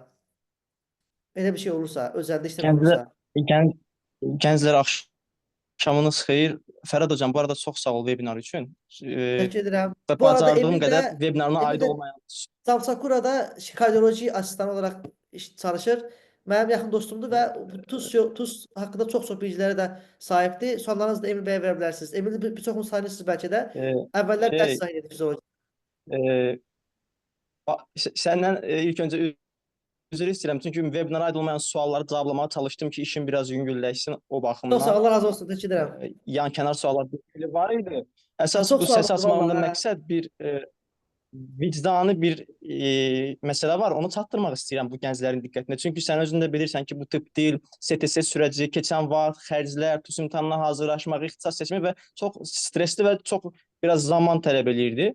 Gənclər sizə sadəcə həkimlər bunu ən dəyərli belə deyim, məsləhət deməyim də sizin üçün önərim bu olar ki, seçəcəyiniz xəstəxananı birbaşa gedib yerində dəyərləndirin. Bu Hacettepedir, bu şəhər xəstəxanasıdır, bu universitet xəstəxanasıdır. Burada filan hoca var, burada filan professor var, yox. Gedin xəstəxananı, istədiyiniz ixtisası gedin orada. Servisdə çöməzin gördüyü işlərə baxın, işin yoğunluğuna baxın, hansı işlər gedir orada baxın və həmin xəstəxananı atıram listə yazan zaman birinci yerə onu dəyərləndirdikdən sonra yazın ki, sizin üçün bir peşmançılıq olmasın. Çünki gəlirsiniz ən sona bu qərar sizin sonraki həyatınızda təsir göstərəcək. Ona görə yazacağınız xəstəxananı birinci, ikinci, üçüncü sıraya. Gedin o xəstəxanada 4 saat, 5 saat, yeri var 1 gün, 2 gün vaxt keçirin, özünüz gözləmləyin. Ondan sonra xəstəxananı seçin. Sizə sadəcə bunu məsləhət görə bilərəm. Çünki öz başıma gəlib deyə bunu sizə önərirəm. Qaldı ki, özəl xəstəxana gələndə isə burada işte Bezmi Aləm olsun, Medikan olsun və ya digər xəstəxanalarda tam özəllər var, yarı özəllər var. Tam özəllərdə bir növ hoca sənin CV-ni dəyərləndirir. Yəni harda işləyibsən, sənin keçmiş CV-in necədir? Atıram 3-4 xəstəxanadan istifadə edibsənmi 3-4 ay ərzində? CV profilinə baxırlar və alacaqları maaş da mənim bir 2-3 tanışım var. Onların alacaqları maaş da bizim maaşlarımızdan eynidir. Yəni 120-130 min arası dəyişir. Yəni girmək olur o xəstəxanalara. Oranda gedib yerini dəyərləndirmək lazımdır. Təbii ki, bir xəstə profili sənin görəcəyin işlər özəldəki ilə dövlətdəki eyni olmur. Dövlətdəki sən də bilirsən ki, çox yoğundur. Hər cürə işləri görmə yetkin var, görmə alanın var. Amma özəldə bir o qədər deyil. Özəldə daxili branşlar, işte nöroloji, psixiatri yazıla bilərmi? Yazıla bilər, daha rahat yerlər. Amma təbii ki, bir klinik branşlar özəl yerinə dövlət və ya eğitim araşdırma yazılması və ya universitet xəstəxanası yazılması məntiqli olar. Dediyim kimi, çox sağ ol bu webinara görə. Sənə də təşəkkür edirəm və dediyim kimi, sizin əsas işiniz bu STS tipdir, hamısını verəcəksiniz, tutu da verəcəksiniz. Axırda xəstəxananı seçərkən xəstəxananı mütləq yerində dəyərləndirin. Gedin, görün yazacağınız xəstəxanaları. Bu çox böyük bir şeydir, çox böyük faktordur. Yəni, məşhur xəstəxanadır, böyük xəstəxanadır, onlara heç birinə göz ardı etməyin və ya kiməsə qulaq asmayın. Gedin xəstəxananı yerində görün deyə bilərəm sadəcə. Bu qədər. Çox sağ ol Emil. Ayda xanım, nə vaxtsa bir webinar da təşkil etməsi olsanız mütləq Emil də olsun.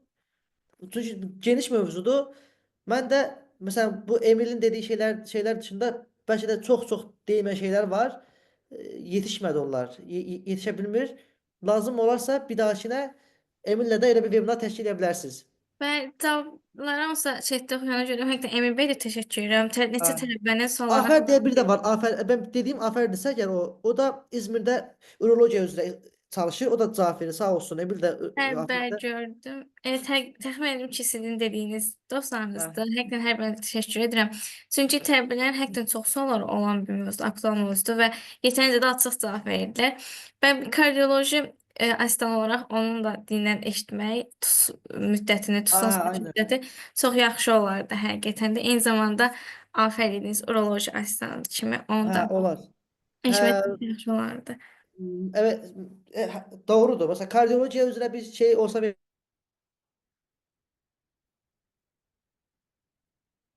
bunlar Emil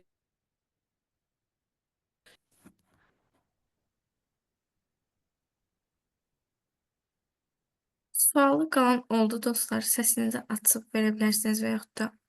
Bir də belə bir sual var. Bu elmi işlərin hər hansı bir faydası olur sizcə? Yəni bir avantajı var? Tabii ki var. Mesela məqalə falan, mesela hocalar davamlı məqalə yazır. Sən gedib hocayla məqalə yazanda, mesela hocaya desən hocam mən də məqalə yazmaq istəyirəm. Sən önce hocanın gözündə olursan bir çalışkan bir tələbə. Hoca artıq hər işi sənlə eləməyə çalışır. Artıq yazılan bütün məqalələri sənin də adın olur. Ən başda yazır. Məsələn, Muhammed Uraloğlu, Doktor Fərhad Mahərram yazır belə yuxarıda. Bu sənin arşivində toplanır. Sırf bir sən dosent olmaq istəsən, professor olmaq istəsən, sənin bu belə deyim, akademik həyatında çox böyük etkisi var. Hədsiz dərəcədə. ya da hər hansı bir araşdırma eləyəndə, məsələn, mən indi bir araşdırma götürmüşəm öz üstümdə. Sinir e, insanlarda sinir iyiləşməsi. Məsələn, o araşdırmanı mən edib bitəndən sonra bu məqalə heç olunmayıbdı və belə bir şey. O əgər pozitiv bir şey olsa, yaxşı bir pozitiv bir geri bildirim olsa, yaxşı nəticə versə, bu mənim arşivimdə qalır və gələcəkdə mən nə vaxtsa bir hansı bir xəstəxanaya bir başvursam, işləmək istəsəm ya da hansı bir dövlət işləsəm, xaricə getsəm, məsələn bir iş görmək istəsəm, mən çox işimə yarayır bu şeylər. Yəni bu böyük faktordur bunlar. Nə qədər konqraya getmisən, nə qədər konqrayda sənin kağızın var, nə bilim, nə qədər konqrayda iştirak eləmisən, hamısı məncə çox önəmlidir. Sənin həyatında önəmli rol oynayır.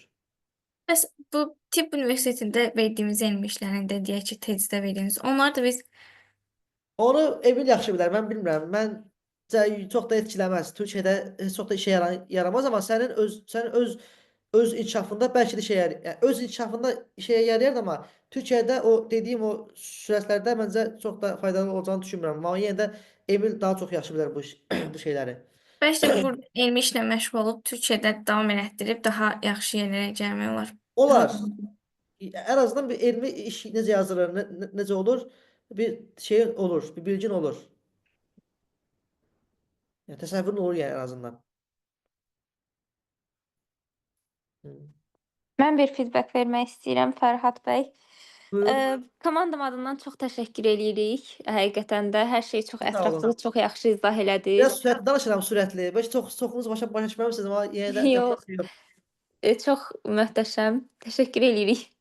Estağfurullah, buyurun. Təşəkkür edirəm. Həqiqətən həm çox bir yəni uzun vebinarlarımızdan biridir, həm də çox iştirakçımız olmuşdu. 170-ə yaxın iştirakçı oldu bu vebinarda. Təşəkkür edirəm. Yəni sizin sayənizdə heç bir şey olmadı. Mən bir şey yapmadım yəni. Sizin Yox, sayənizdə oldu. yox, sözdə təbii ki, spikerin də önəmi çoxdur. Uşaqlar da əminəm ki, hamısı çox razı qaldı və suallarına ətraflı cavablar tapdılar. Düzü geniş mövzuda inşallah başqa TUS haqqında yenidən vebinara keçərik. Daha da belə aydın şəkildə cavablandırarıq suallarını. Olar, daha tez dediyim kimi kimin də sualı olsa da yaza bilər mənə. Instagram mı, WhatsApp mı, Telegram mı, hardan istəyirsə yaza bilərlər. Hər zaman da bildiyim şeyləri bildiyim qədərini cavab verərəm. Oldu. Onda sağollaşaq dostlar. Spikerimizə təzədən də yenidən təşəkkür edirəm. İnşallah siz də karyera yolunda uğurlu addımlar atarsınız. Oldu. Sağ olun. Yolunuz Sağ yaxşı olun. Sağ olun. Çox sağ olun. Çox sağ olun. Sağ olun. Sağ olun.